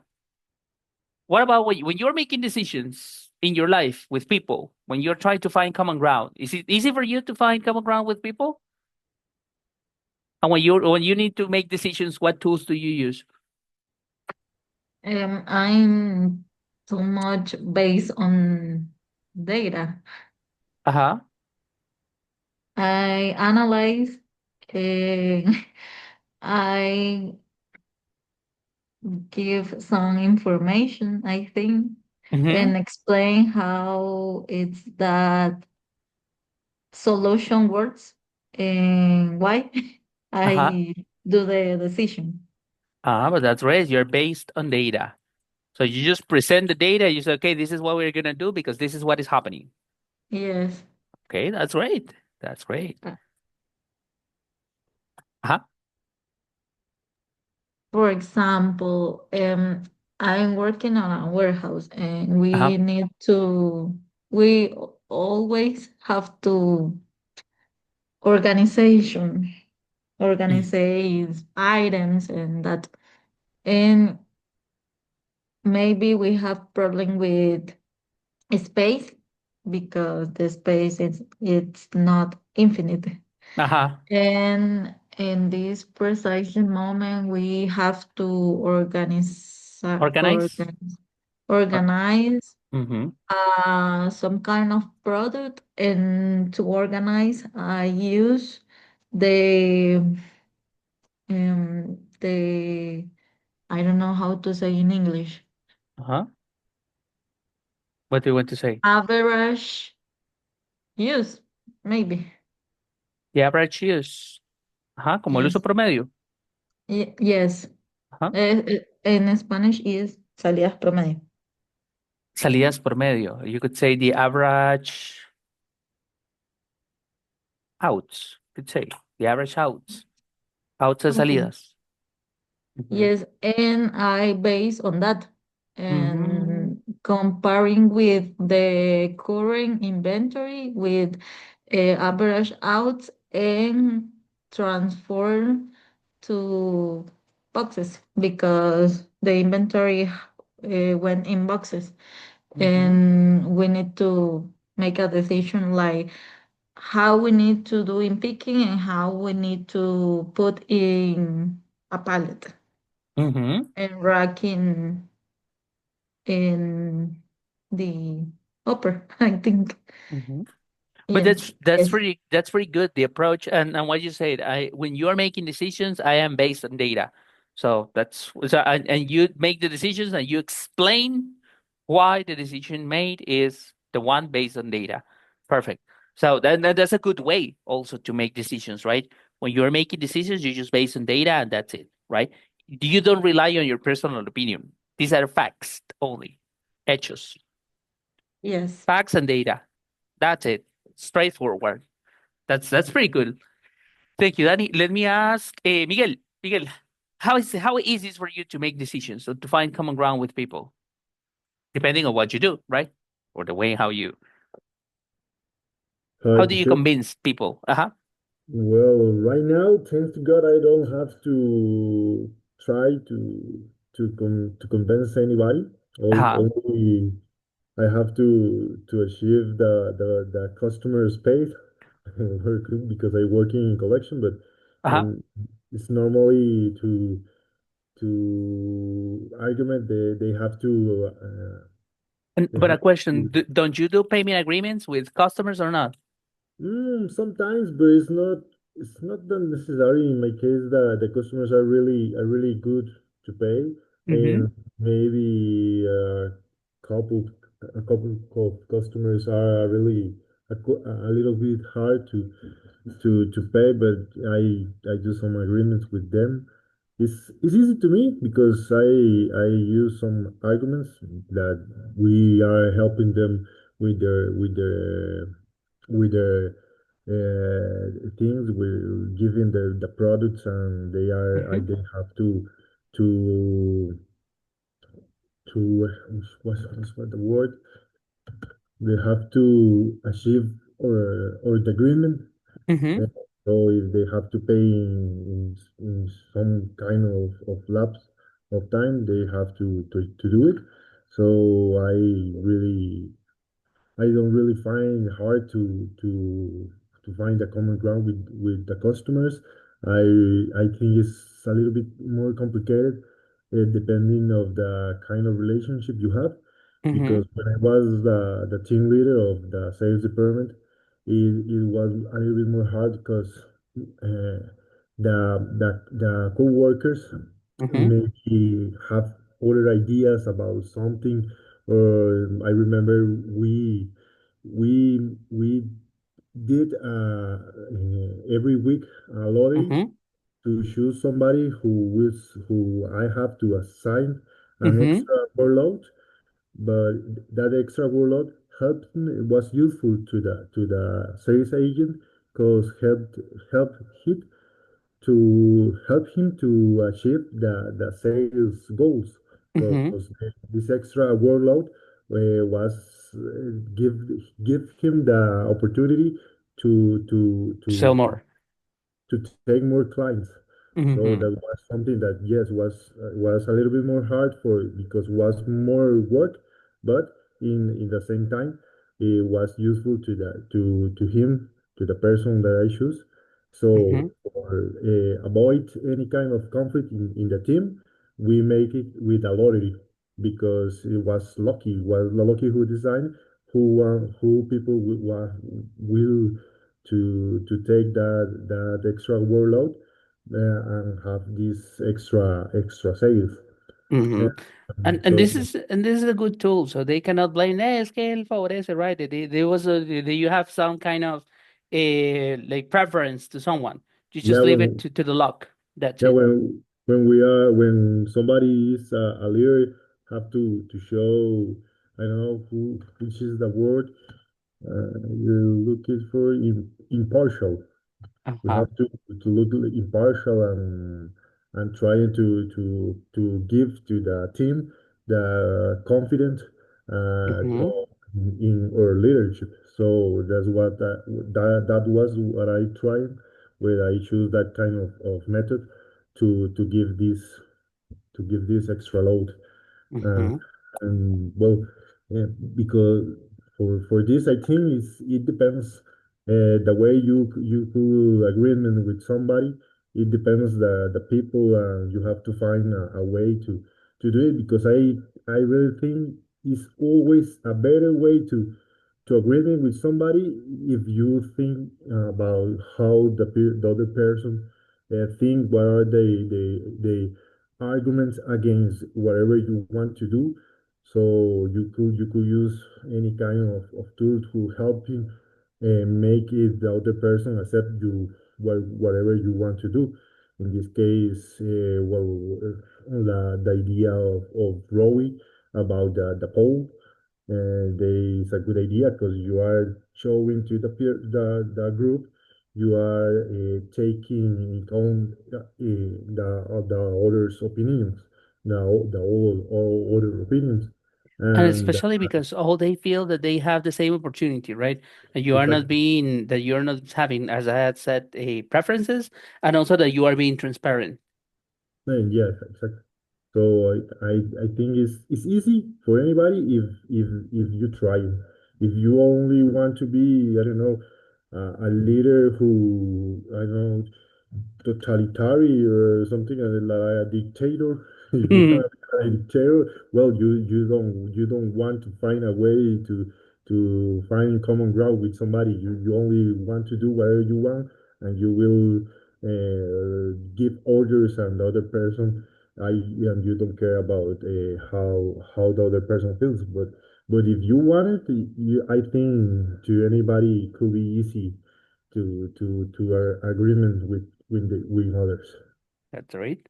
That's right. And this is a great tool to do a lottery when you have to bring these kind of opportunities, and you show that you are transparent, and also as you had mentioned, I really like this word, that you're impartial, right? Impartial, that you don't have preferences to anyone. Perfect, Miguel. Let me ask Victoria. How easy is for you to make decisions when you have maybe working with people or dealing with people? Huh, Victoria?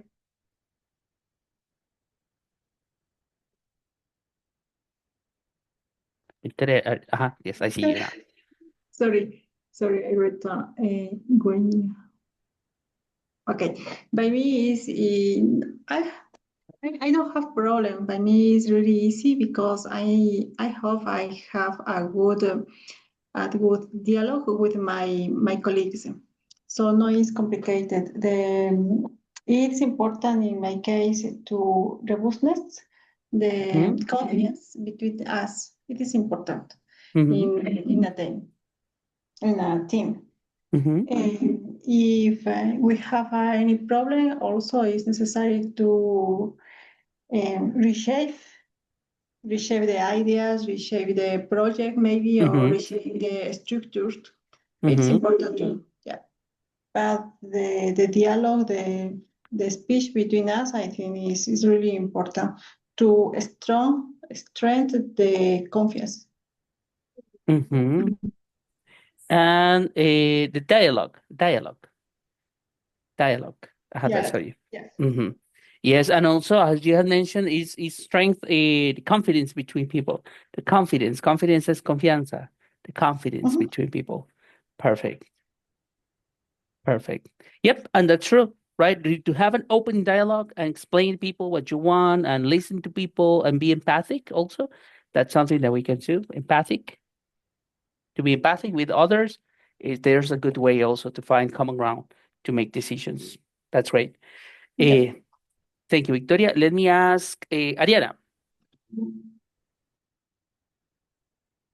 how are you making decisions or finding common ground with your peers? I think I'm good. Yes, because Mm-hmm. always or usually I am who make the decision. Uh-huh. So give an idea and they think that is good and they use it. Mm-hmm. And it's not very difficult for me, I think, because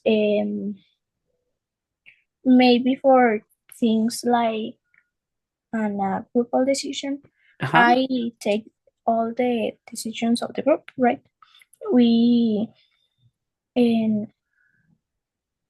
analyze the The idea, options. give Uh-huh. the options, right? Mm-hmm. And we see what is the best and we use it.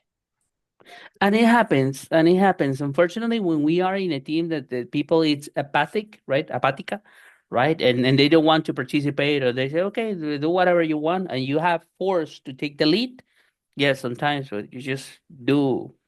It's not difficult to make decisions since you are the only person who's doing who's making the decisions, or is the only person who shows interest.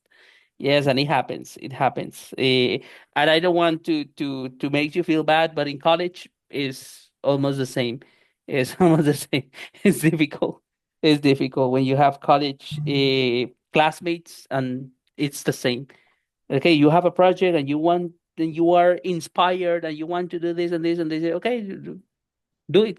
You okay? As it happens, it happens.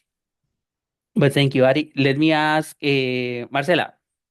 What about how easy is for you to make find common grounds when you're making decisions with people? What would you think? What would you say works for you? For me, it's easy Uh huh. Why? because I am a confidence person. Uh huh. I think in my job, Mm-hmm. I think we have the knowledge Mm-hmm. to make decision. It's funny because my boss always asks me Mm-hmm. when she has to do an opinion or a recommendation, Mm-hmm. but she's very unconfident. Then I don't know if I explain, yeah, but Mm-hmm. I always say is the thing that we have to do, Uh huh. and only us know about uh, public contra- contratación pública. You could say like a public hiring, a public Public, hiring process, proceso de contratación pública. ok, public, pero es contratación pública Mm-hmm. de gobierno, digamos. Uh huh. Ok, and I say her that we are the most. I don't know how can explain or how can I say. Nosotros somos los que sabemos más de eso. Okay, you could say I am or we are the subject matter expert. Subject matter expert or SME significa yo soy el sujeto experto en la materia. Entonces, él es Okay. la experta en la materia. I am the subject matter expert. So that's what it Okay. means. Mhm. Then always she asks me for the recommendation, the criteria, Their criteria, uh-huh.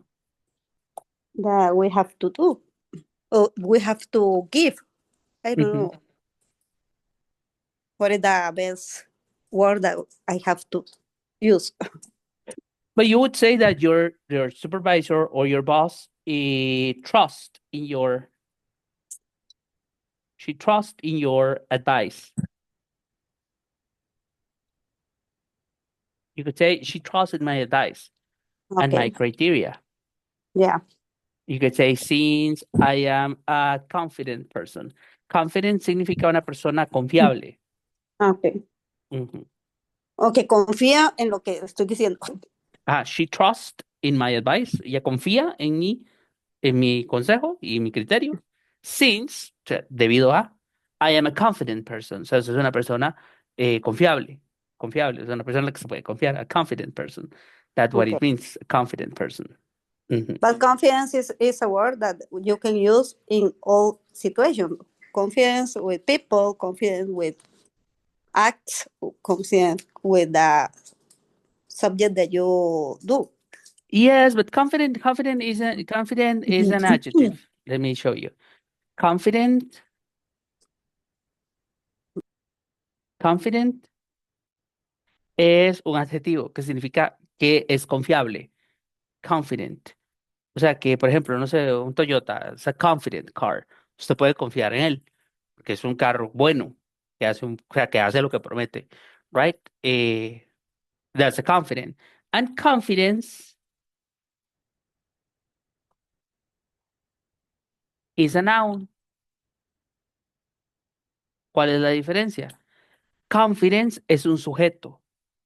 Entonces, cuando yo digo confidence, estoy hablando de la confianza que se deposita en alguien. That's you're confident, so I'm feeling confidence for you. ¿Me sigue? Sí, Sí.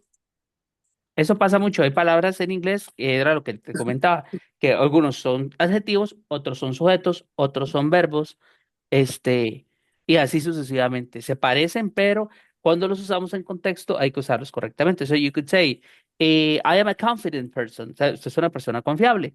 So she trusts in my advice. Ella confía en mí. Or you could say she has confidence on me.